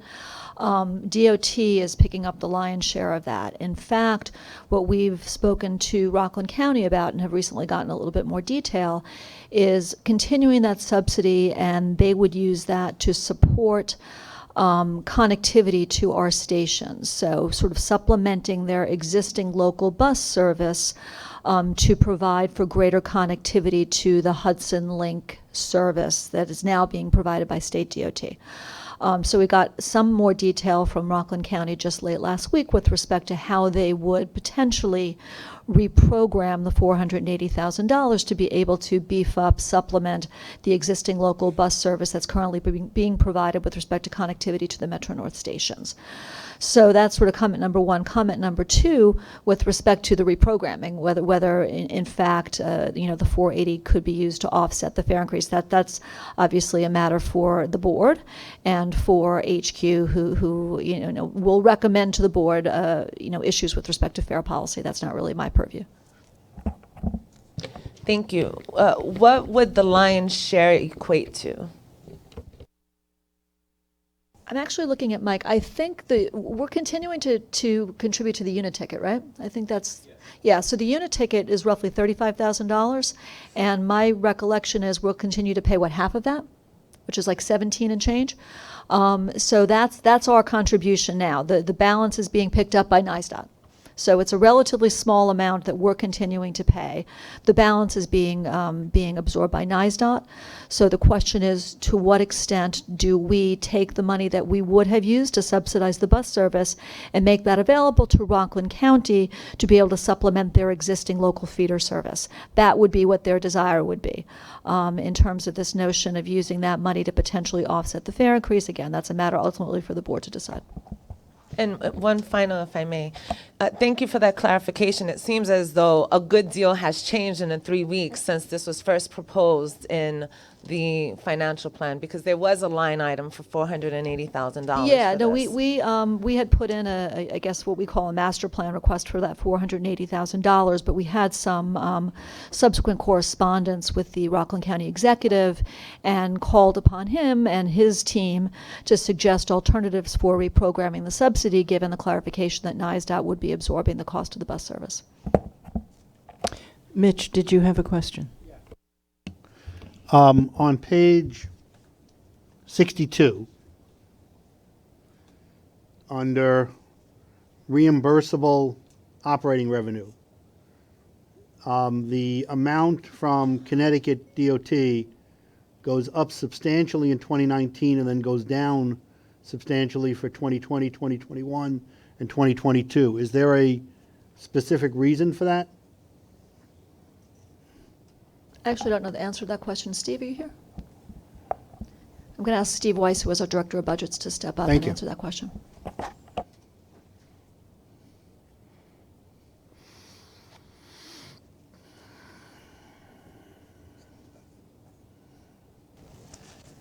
The increase for the CDOT reimbursable programs relates to reprogramming of a lot of their significant work specifically in 2019 and 2020. We're going to be working towards several of their bridge programs, and I'm not clear on all of the particular projects, but that's why we have the significant increase on the reimbursables. So the intent is that in 2019, if I understand completely, they are accelerating a number of their capital projects into that year from either previous years or future years, which to some degree artificially increases the number in 2019 and then goes back to regular numbers in 2020, 2021? Is that what I'm hearing? That's part of it, but again, what we're showing here is just Metro North's force account contributions on these projects. So that is what's driving that component there, is Metro North's labor forces and support for these projects is programmed. Right. This is their reimbursement To us. To us. Correct. Of our work for them. Yes. If I understand that completely. Okay, thank you. You're welcome. Any other questions? In that case, I move to adopt Metro North's 2018 November forecast, the 2019 final proposed budget, and the 4-year financial plan for 2019 to 2022. Is there a second? Those in favor? Any opposed? One. Do you have one noted? Thank you. Long Island Railroad?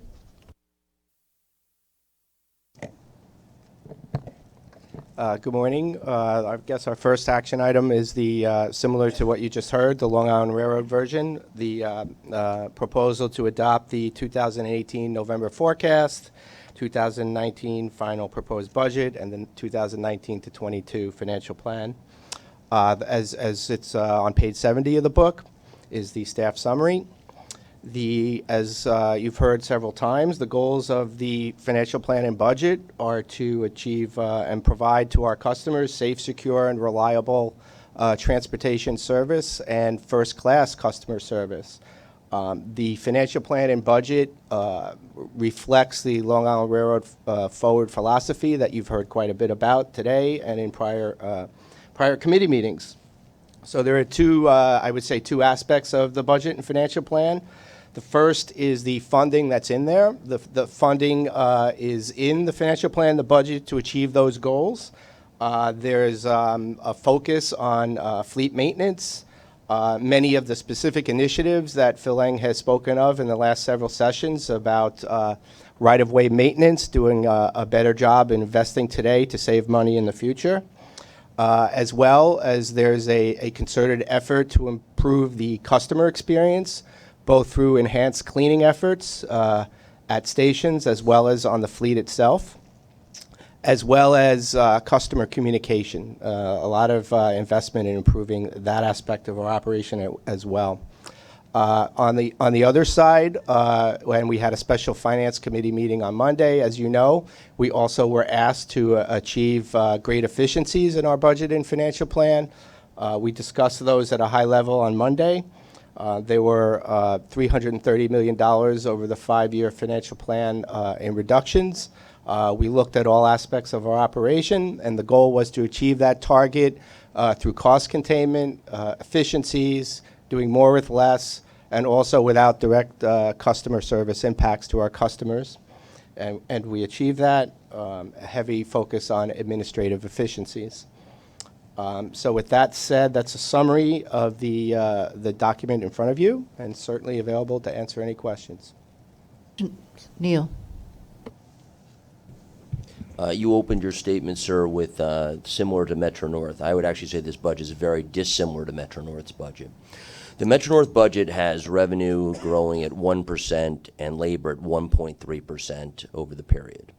This budget has revenue flat over the 18 to 19 period, has labor growing at 10% over the 1-year period, and labor growing over the whole period at 7%.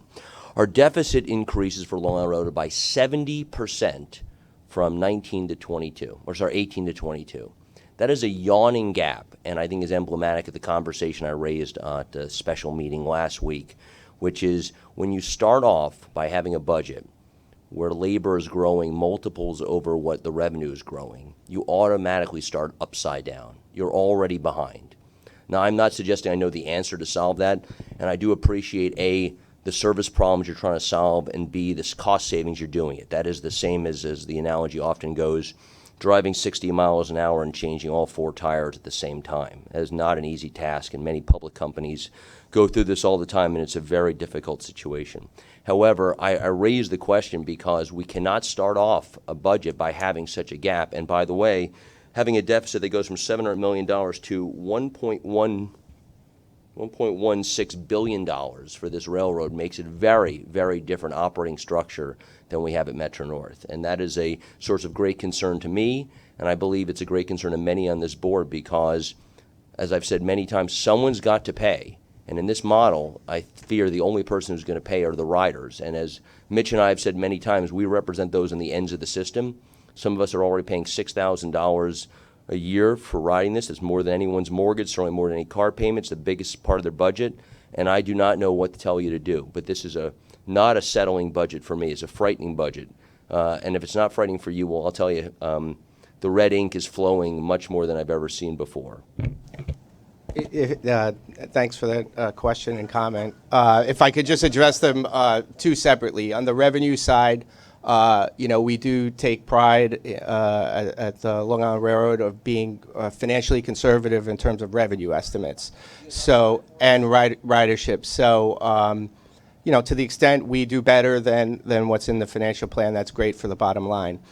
As far as expenses, the significant and really primary driver of what you're seeing in the out years is the ramp up for East Side Access. So over the next several years, we'll be preparing for East Side Access opening day, which the financial plan assumes full operation December of 2022.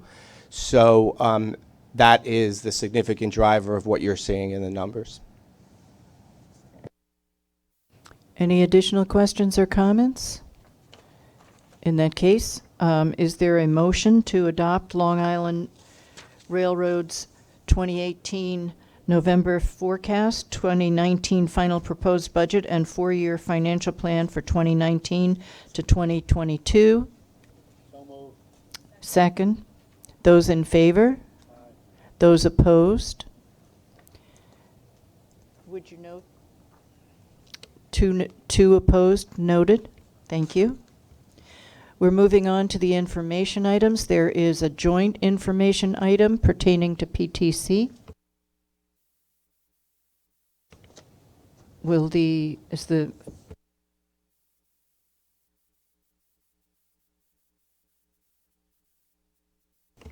Thank you. Good morning. In the interest of time, I'm probably going to go through some of the slides fairly quickly and talk a little bit more on some of them. And I know you're all interested in hearing what we have installed for beyond 2018. Both Metro North and Long Island Railroad have achieved the 4 major milestones for PTC compliance this year. And just as Kathy and Phil mentioned, Metro North started their RSD on the Hudson line right before Thanksgiving, and Long Island Railroad just received their approval to start RSD on the Port Washington line. Our target date to start RSD is on Monday, December 17th. This dashboard, as you can see, for the goals for PTC compliance have all achieved 100%. And further in the presentation, you'll see some status for the non-pilot segments. Having met their 4 requirements for PTC compliance in November, both railroads are now working towards completing 2 important documents for submitting to the FRA. The first one is the revised implementation plan, which will outline the revised schedule to meet the new 2020 deadline, and the written notification to affirm the fact that we have achieved all the statutory requirements for this new schedule. The next 3 slides, which probably won't be contained in presentations in the future, show the hardware installations. And as you can see, both Long Island and Metro North have achieved their required installations for this year. Metro North, I know this was something that was of interest to a lot of you, was Port Jervis. The installations have been completed as of the end of November.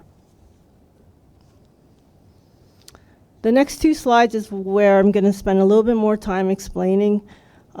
This is the first look at the working schedules for the railroads to complete their projects by the new 2020 deadline.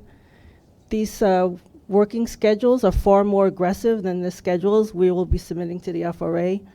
Both railroads will be working to get all their lines in PTC operations by early 2020.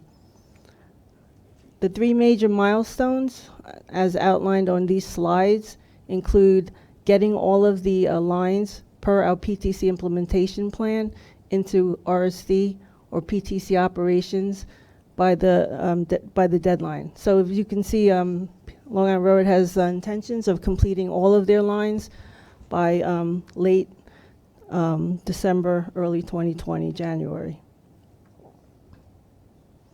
The PTC safety plan is the second element of completion goal. We've heard feedback from the industry that it'll take at least a year to get our PTC safety plan approved.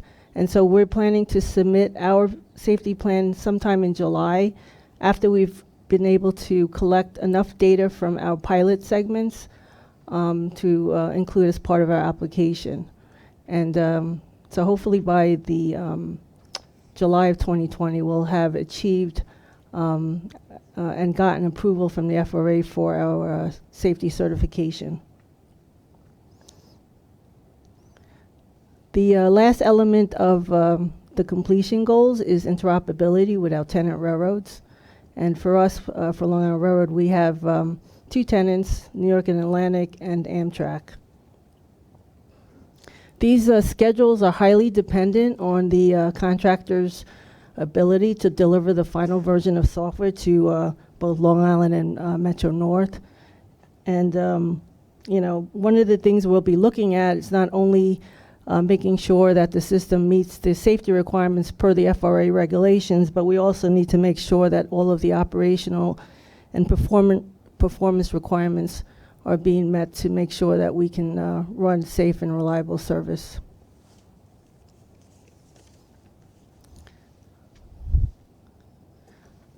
Long Island Railroad has 2 pilot segments. Our second pilot segment, Babylon to Patchogue, is slated to go into revenue service demonstration in March of 2019.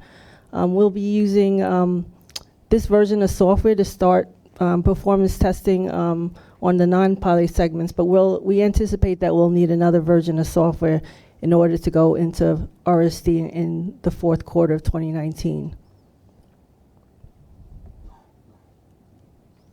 This is Metro North schedule, and as you could see, they also have a similar aggressive schedule. Much of it is the same as Long Island Railroad, but a little bit different in certain aspects. Metro North has 1 pilot. They already started their RSD runs. So far, so good. They've been able to run successfully for the last few weeks. They plan to start their RSD on their the next segment in May of 2019 on the Danbury and the northern part of the Hudson line.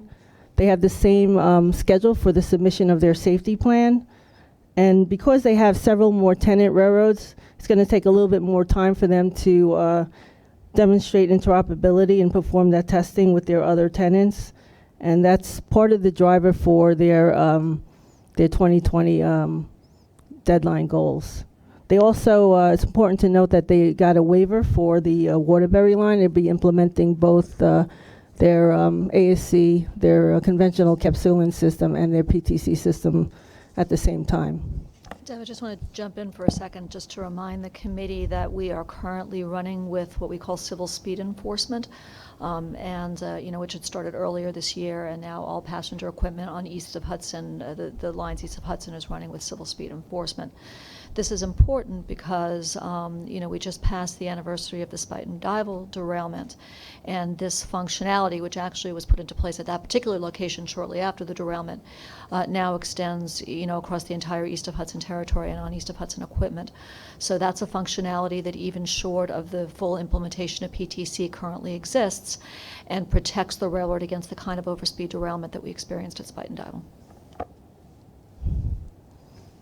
The next few slides are similar to the wheel that we use to show progress on the RSD for RSD readiness.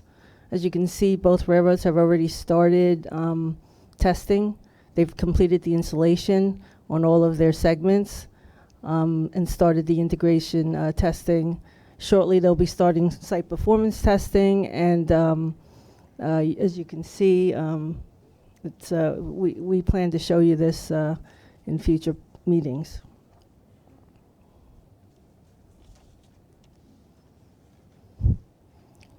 This is Metro North schedule. And lastly, this is the risk slide. I think it's important to note that both railroads are working very closely with the systems integrator. It's been somewhat of a challenge The contractor's ability to deliver the final baseline of system software in late July will have a direct impact on our ability to go into extended revenue service demonstration on our entire system. The railroads are pushing the systems integrated to do a better job than their current plan. However, they feel that the July date that was submitted as part of the contractor's schedule is at risk, given the fact that there are several solutions still outstanding for certain open software variances. Also, historically, the systems integrator has been challenged with properly resourcing the project, not only in leadership positions, but also staff.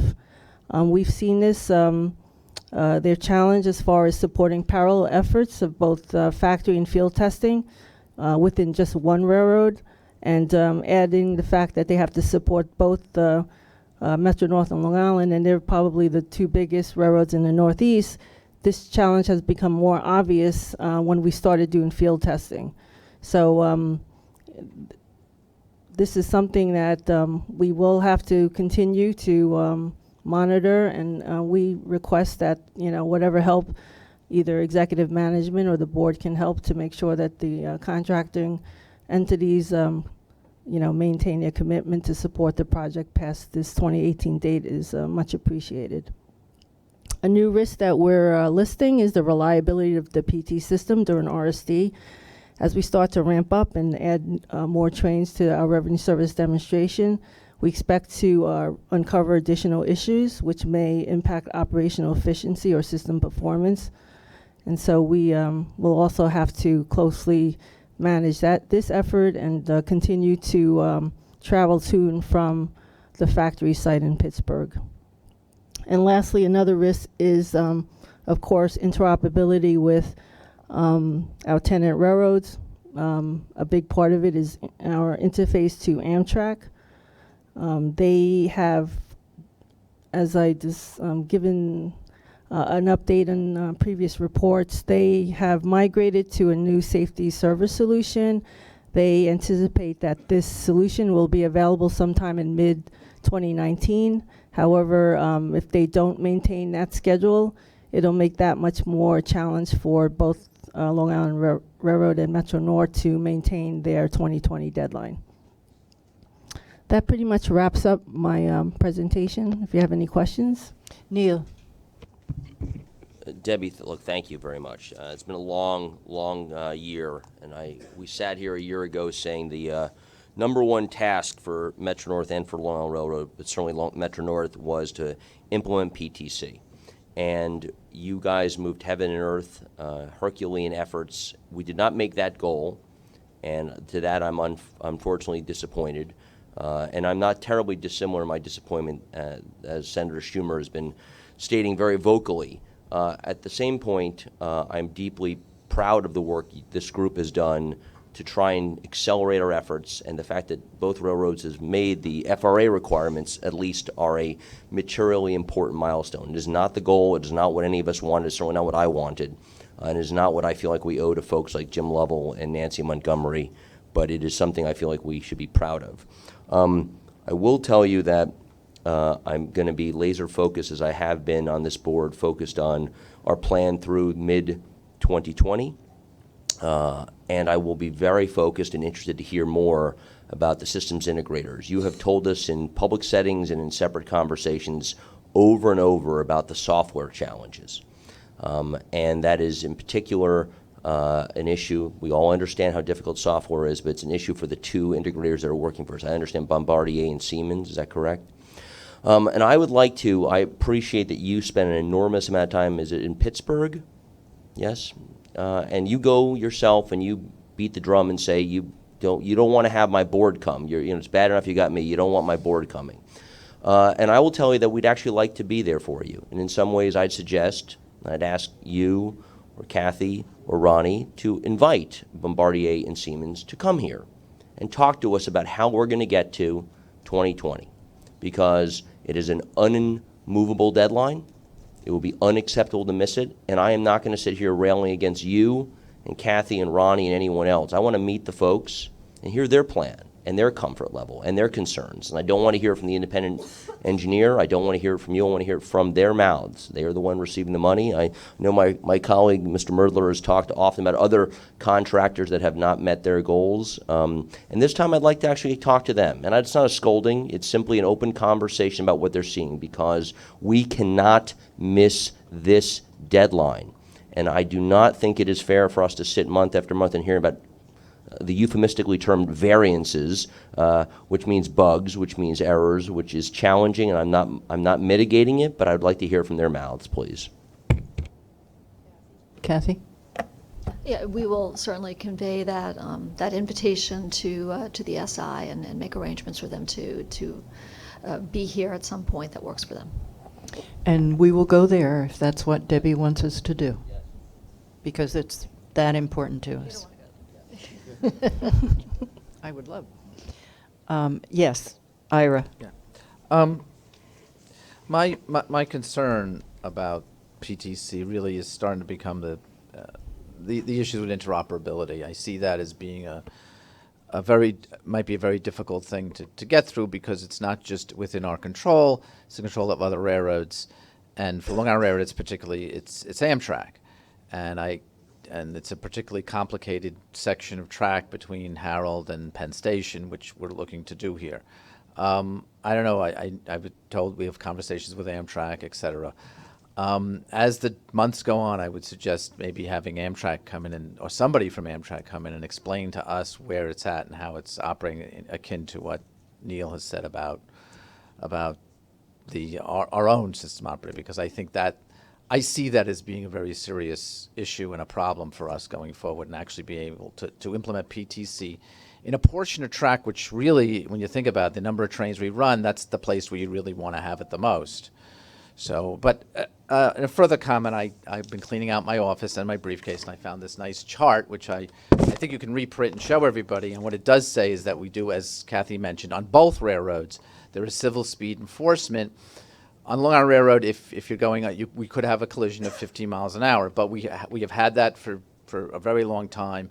Metro-North has had it for years using PTC. So I just want to make sure that the riders understand that we have not missed a deadline in terms of safety. We've missed a deadline in terms of our own goal and where we want to be with PTC, but not really in terms of safety as far as the railroad's concerned. Our railroads are very safe.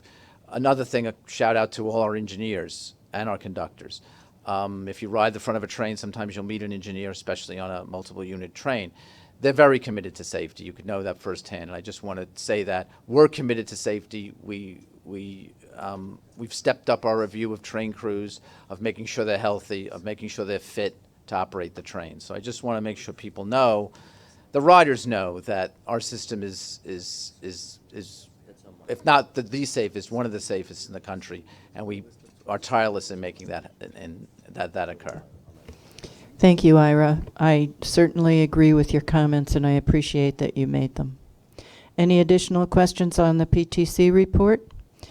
In that case, we'll continue with information items. There are two information items that are presented by both railroads, one being the work plan, which is coordinated amongst them so that we can have our joint meetings, and the other being the diversity report. The diversity report will be discussed at length in the diversity meeting, which takes place on the 12th. Are there any questions about either of them? In that case, each railroad has some specific to themselves reports. Would you? There we go.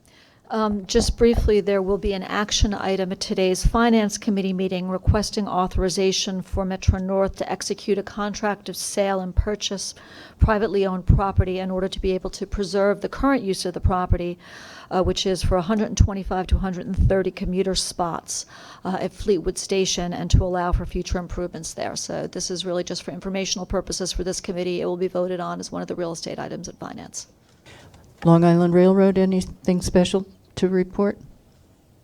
No, I touched on the information item with regards to our January timetable service changes in order to fulfill Amtrak's state of good repair work and continue moving East Side access.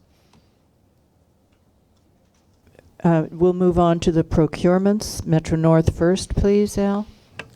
Good morning. Metro North has just one procurement action this month. It's to request to use a negotiated procurement process for the design, demolition, and construction of the 3rd Avenue Bridge in Mount Vernon, New York. Metro North will be working with the design-build teams to develop an innovative approach to construction of this bridge, which will accelerate the delivery of this critical project and minimize impact to our customers. May I please have a vote? Any question on the one procurement, in which case I move this procurement? Second. Those in favor? Any opposed? Thank you. Long Island Railroad. Good morning. There is one item in this month's procurement package in the total amount of $5.4 million. There are no items in the non-competitive section, and there are no ratifications this month. The item in the competitive section is a request for MTA Board approval to award a competitively negotiated public works contract to Ansaldo STS USA, Inc.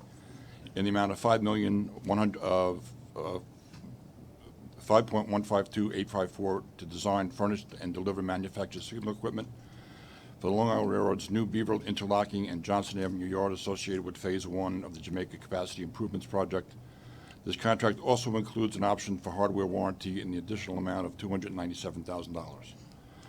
Under the contract, Ansaldo will progress the existing 30% design to a 100% design, furnish and deliver wired signal hut, instrument huts, battery huts, and signal cases, including the vital and non-vital software.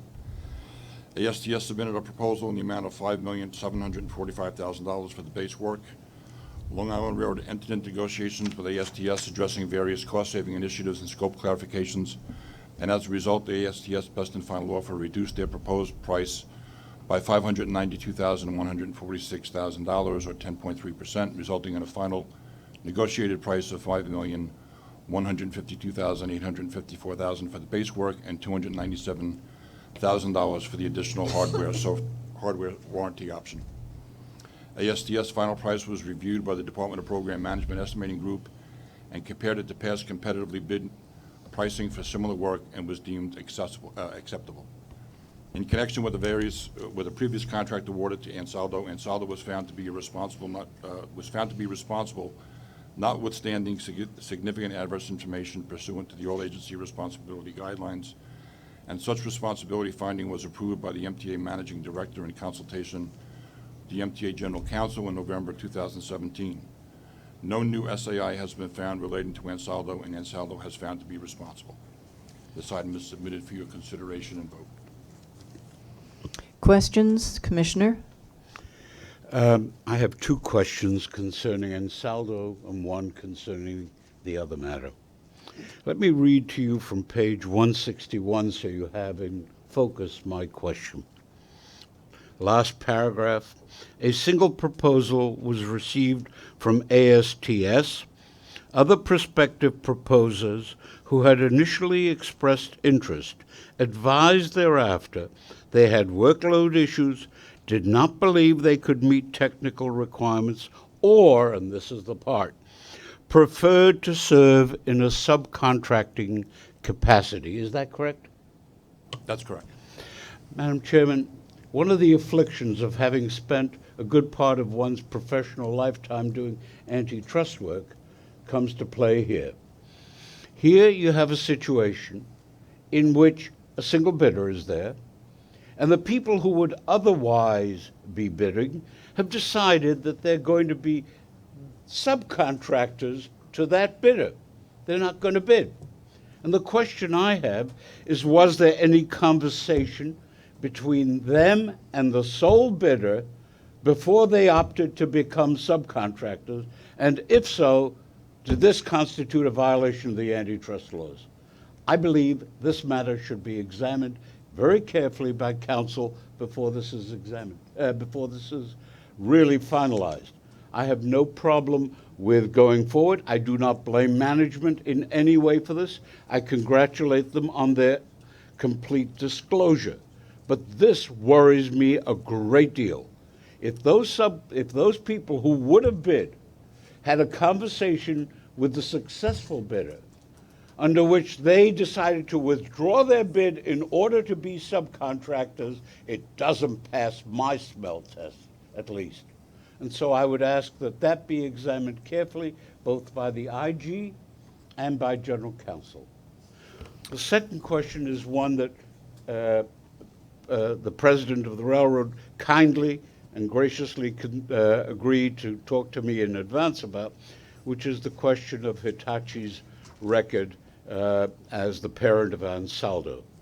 I have said to him, Hitachi's record is awful, it's current, it's a serious problem, and as I recall it, goes back to 2017. And I have suggested that at least an internal monitor be appointed. And he had indicated he would let me have an answer to that. That's correct, Commissioner. We did reach out, and I think Dennis has some information with regards to how we're going to ensure appropriate oversight on this project. So, again, Hitachi being the parent of Ansaldo and 200 other subsidiary companies, what we have in conjunction with our engineering department and our DPM department, we will be having scheduled and unscheduled visits to their facility in Pittsburgh to ensure that the requirements of the contract are being adhered to. We've also received a letter as recently as last week from Ansaldo indicating that no entity associated with Hitachi will be involved in the progress of this contract. So we're taking every step that we think we can to ensure that there's no infiltration of any of the Hitachi management staff with this contract with Ansaldo. I respectfully suggest that the chief ethics officer who does do monitoring be asked to keep an oversight on this. He does a superb job, and I think if he could, that would be most helpful. Commissioner, as we discussed, yes, we'll speak to Lamont Kurse about that as well. Very good. The second, if I may, Madam Chairperson, is the issue of the CS 179. Apparently, if you look at page 169, have you gotten there yet? No. Okay. May we finish with the first one, please? Yep. Is there a motion and a second to approve the procurements for Long Island Railroad? Those in favor? Those opposed? 1. Recorded? Now we'll move on to the capital construction procurements, please. Good morning. Good Capital morning, Construction's procurement package this month totals $3.5 million and begins on page 168 of your committee book. There are no items in the non-competitive section, and there are also no ratifications. There are 3 items in the competitive section. The first 2 items request approval to award 2 modifications to the East Side Access Systems Control Contract CS 179, for changes to the design of the tunnel ventilation control system. The modifications involve the need for additional equipment for monitoring fan temperature, circuits, and vibration, along with the programming and testing that is required to implement these changes. These changes appear to be due to design errors, and we are pursuing a claim against the designer of record. The total cost of these 2 modifications is $1.9 million. The last item requests approval of a modification to the East Side Access Midday Storage Yard contract to accelerate and resequence select portions of track work and installing new traction power equipment and duct banks to allow for continued rail access to the Yard Street Yard and Shop, which is a requirement under this contract. The work under this modification is required due to the failure of Amtrak to provide the resources necessary to remove catenary from an existing track that was to be demolished, so an alternate route to the Yard Street facility could be constructed during the work under the Midday Storage Yard contract. Rail access to the Yard Street facility must be maintained throughout the construction of the Midday Storage Yard, as the facility is utilized by the Long Island Railroad.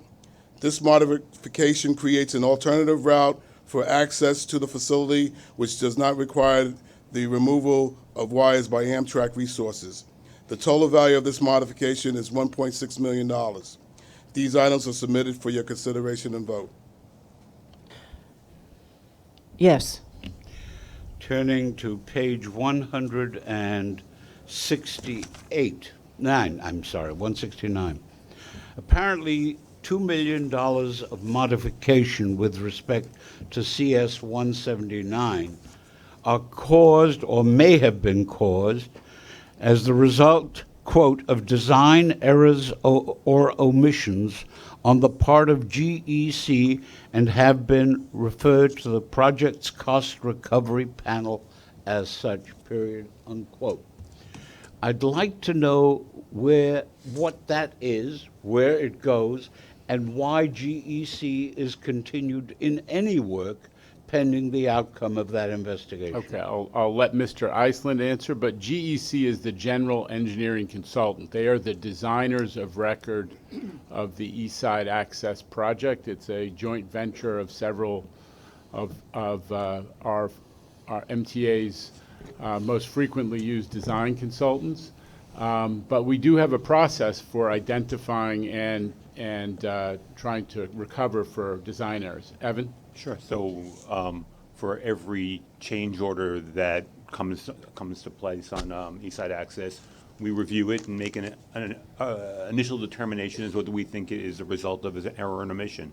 We have a group of engineers and lawyers who sit on the cost recovery panel, and they do a preliminary analysis of it. If they deem it to be a potential error and omission, we share that with the GEC. That's WSP, it's Parsons Transportation, and it's STV. It's a tri-venture who does all the design.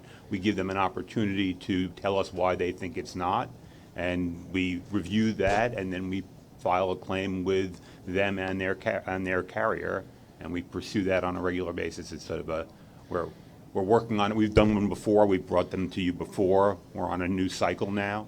We do it regularly. So that's the process. I don't want to say it's been resolved yet, but we've identified this one and we're pursuing it. My concern with it is not just the amount involved, because a couple of $1 million still is significant, although at the rate we're going, who knows.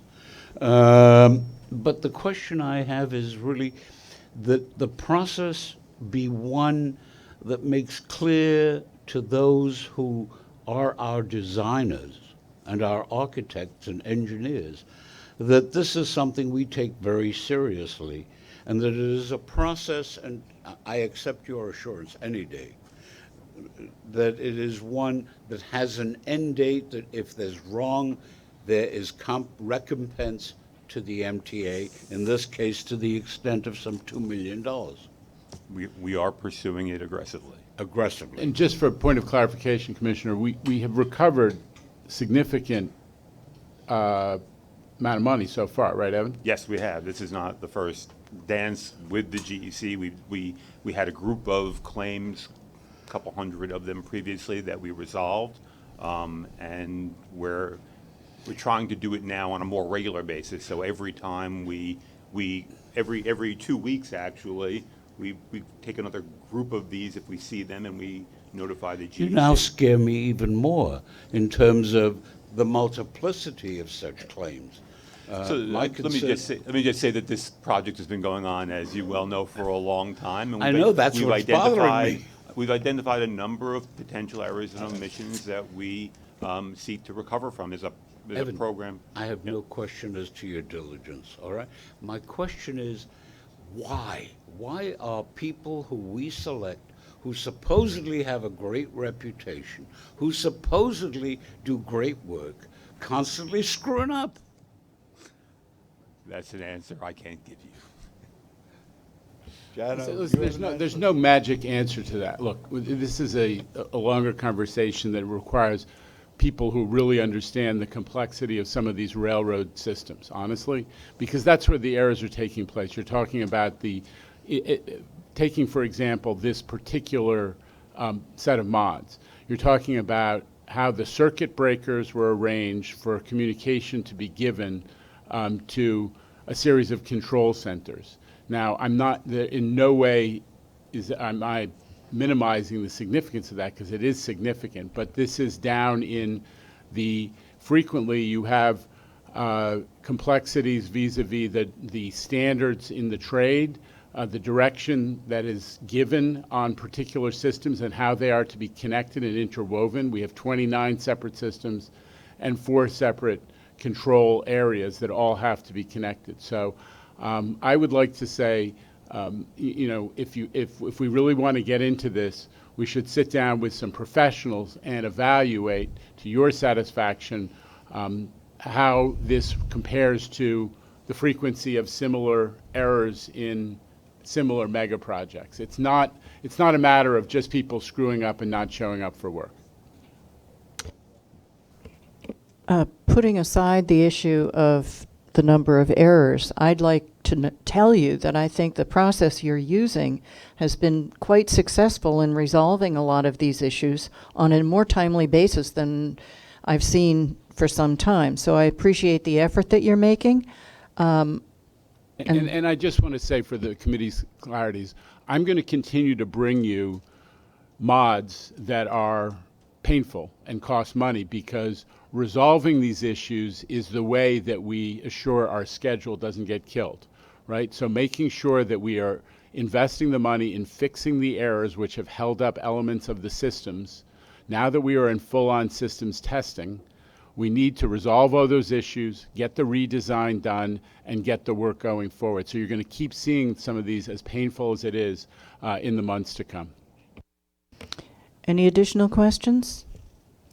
May I have a motion to approve the purchase? Second? Those in favor? Those opposed? Thank you. The normal information items are in your books, and both of the presidents are happy to take any questions you may have. Are there any questions? Yes, Veronica. Just a brief one on the Metro North parking lots. That is if I understand correctly, it's currently in use as a parking lot for our commuters, our customers. This Fleetwood? Yes, Yeah, sorry, yeah, yes. Fleetwood. And the information or the item is to acquire that through sale. Yes. Do we have any plans to expand that? Is there any room to expand parking on that? Because I saw that there, it said future development. Yeah, exactly. There's that sort of generic language. Do you? I don't know off the top of my head, but somebody may. Mike, do you know?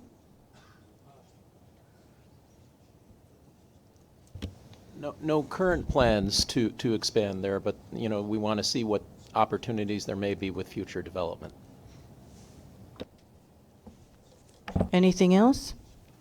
In that case, I'd like to remind you that we have a January committee meeting. We'll be meeting individually. I'm expecting Metro North to be quite lively. May I have a motion? Thank you. Second?